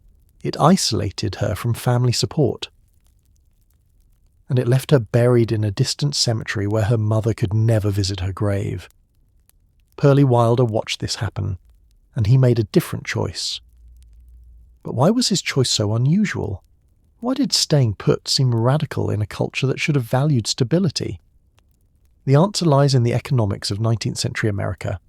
Land was the primary form of wealth for ordinary families, and in the eastern states, land was expensive and increasingly scarce. Families with many children could not provide land inheritances for all of them. Younger sons, in particular, faced a choice: stay and become labourers on someone else's farm, or move west where land was cheap. The Wilder family faced this calculation. James and Angeline had 6 children. Their farm in New York could support 1 or 2 of them, but not all 6. So the children had to disperse. Laura Ann married and moved, royal farmed in Minnesota. Eliza Jane became a teacher, moving wherever work took her. Almanzo claimed land in Minnesota and later Dakota Territory. Alice married a farmer and followed him to Florida. By the logic of land economics, they had no choice. Movement was necessary. Staying meant poverty or dependence. But Pearlie disrupted this logic. He was the youngest. By the time he reached adulthood in the late 1880s, his parents were old. His mother was in her 60s, his father was in his 70s. They needed someone to stay, someone to help manage the farm, someone to care for them in their old age. And Pearlie, the baby of the family, became that someone. This was not a heroic choice in the terms the frontier mythology understands. Pearlie did not conquer new territory. He did not break sod or build a homestead from nothing. He did not embody the pioneering spirit that Americans celebrated. Instead, he did something quieter and less dramatic. He stayed with his parents. He maintained the farm his father had established. He became part of the community in Minnesota. He lived an ordinary life, and that ordinary life, it turns out, was far safer than the extraordinary ones his siblings chose. Alice died at 38. Almanzo nearly died in his 30s from diphtheria and struggled with partial paralysis for the rest of his life. Eliza Jane spent decades moving from town to town, teaching school, never establishing permanent roots. Royal farmed in Minnesota but faced the same economic precarity that plagued all frontier farmers. Pearlie, meanwhile, lived quietly and steadily. He was not famous. He did not write books. He did not become part of the Laura Ingalls Wilder legend the way Almanzo did. He was just a man who stayed in one place and built a stable, ordinary life. And in 1892, when Alice died in Florida, Pearlie was 23 years old. He was in Minnesota near his mother, able to offer comfort when the news arrived. He didn't have to travel 2,000 miles to mourn his sister. He did not have to imagine her final days in a place he had never seen. He was rooted. He was present. He was there. This matters more than the frontier mythology acknowledges, because presence matters. Community matters. The ability to gather when tragedy strikes, to support each other through grief, to maintain family bonds across generations. These things matter. And they are the first casualties of constant movement. The Wilder family scattered across the American landscape in the late 19th century. They followed the economic logic of land acquisition and opportunity. They did what frontier families were supposed to do. They moved. But in moving, they lost something essential. They lost each other. Alice died surrounded by people who barely knew her. Almanzo struggled in Dakota territory without the support of siblings. Angeline grew old without most of her children nearby. Pearlie's choice to stay was an implicit critique of this system, a quiet rebellion against the imperative to always be moving, always seeking the next opportunity, always sacrificing stability for the possibility of advancement. And his reward was a longer life, a more connected life. A life where he knew his neighbours and his neighbours knew him. A life where he could be buried near his mother, in soil he had known his entire life. But here is the question that haunts this story. If Pearlie's choice was safer and arguably wiser, why do we celebrate the movers and forget the stayers? We celebrate the movers because America is a nation built on the mythology of movement, the covered wagon, the homestead, the frontier family carving civilization out of wilderness. These are the stories we tell ourselves about who we are. But these stories have always been selective. They celebrate the successes and ignore the failures. They honour the survivors and forget the dead. They praise the courage of relocation without counting the cost. Alice Wilder Baldwin is part of that cost. She moved because that is what families did. She followed her husband because that is what wives did. She relocated to Florida because medical authorities said warm climate cured consumption. And she died at 38, far from everyone who knew her as a child, buried in a cemetery her mother would never visit. Her death was not unusual. Frontier mortality rates for women were 3 times higher than mortality rates for women in established Eastern communities. 3 times higher. Childbirth complications, disease exposure, isolation from medical care, physical exhaustion, psychological stress. All of these factors killed women on the frontier at alarming rates.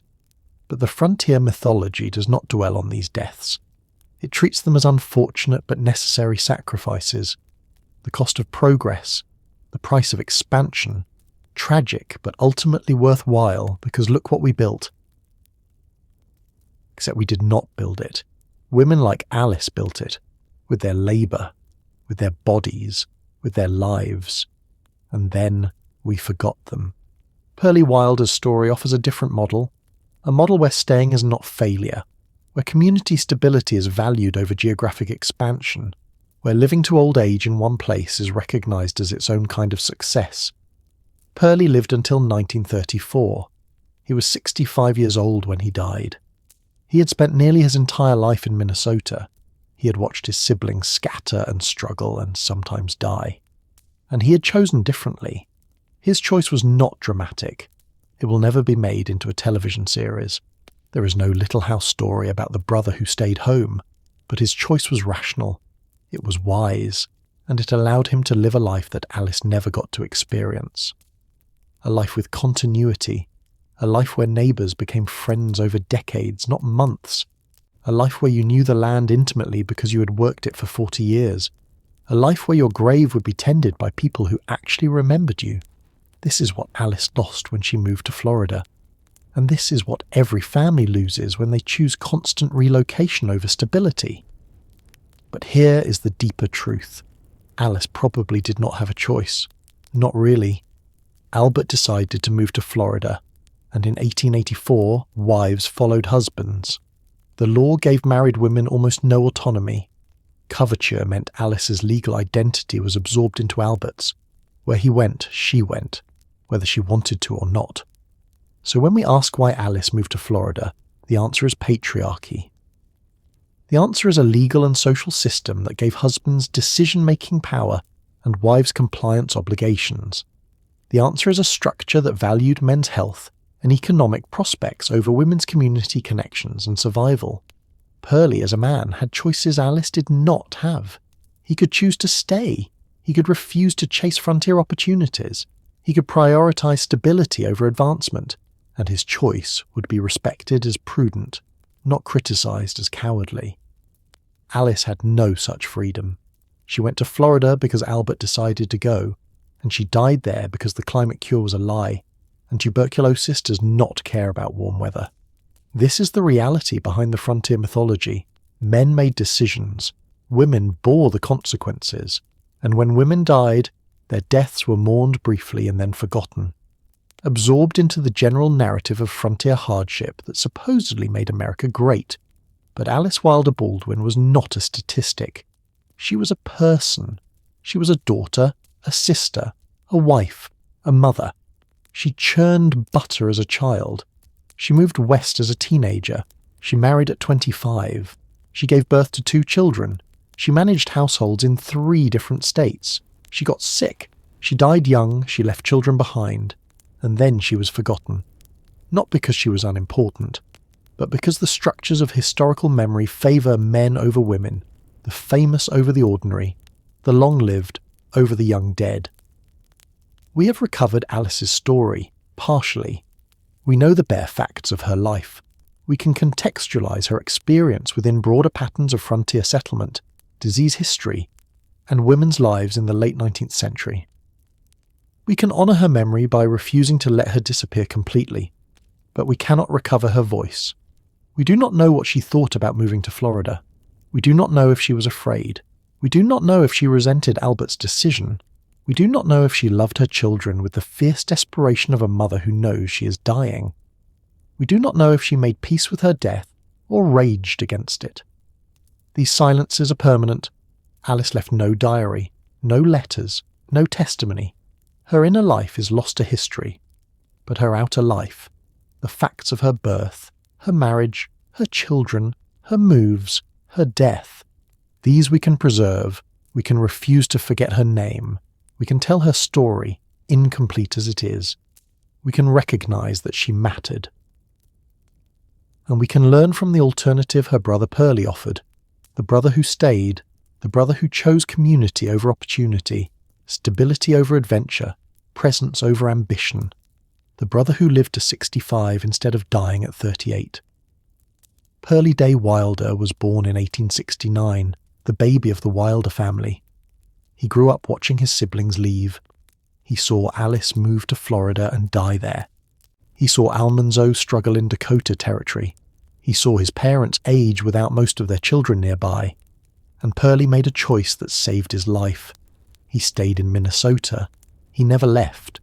He built a life rooted in one place, connected to one community, grounded in continuity instead of constant change. His story has never been told. He appears briefly in family genealogies and census records. But unlike his brother Almanzo, Pearlie never became famous. He never married Laura Ingalls. He never appeared in the Little House books. He was just an ordinary man who lived an ordinary life in one ordinary place for 65 years. But that ordinary life holds lessons the frontier mythology ignores. Lessons about the value of staying, about the costs of constant movement, about what families lose when they scatter, about the quiet wisdom of choosing community over ambition. Pearlie Wilder's story is the story Alice never got to live, and it is the story we will tell next. Because sometimes the bravest choice is not to seek adventure, but to stay home.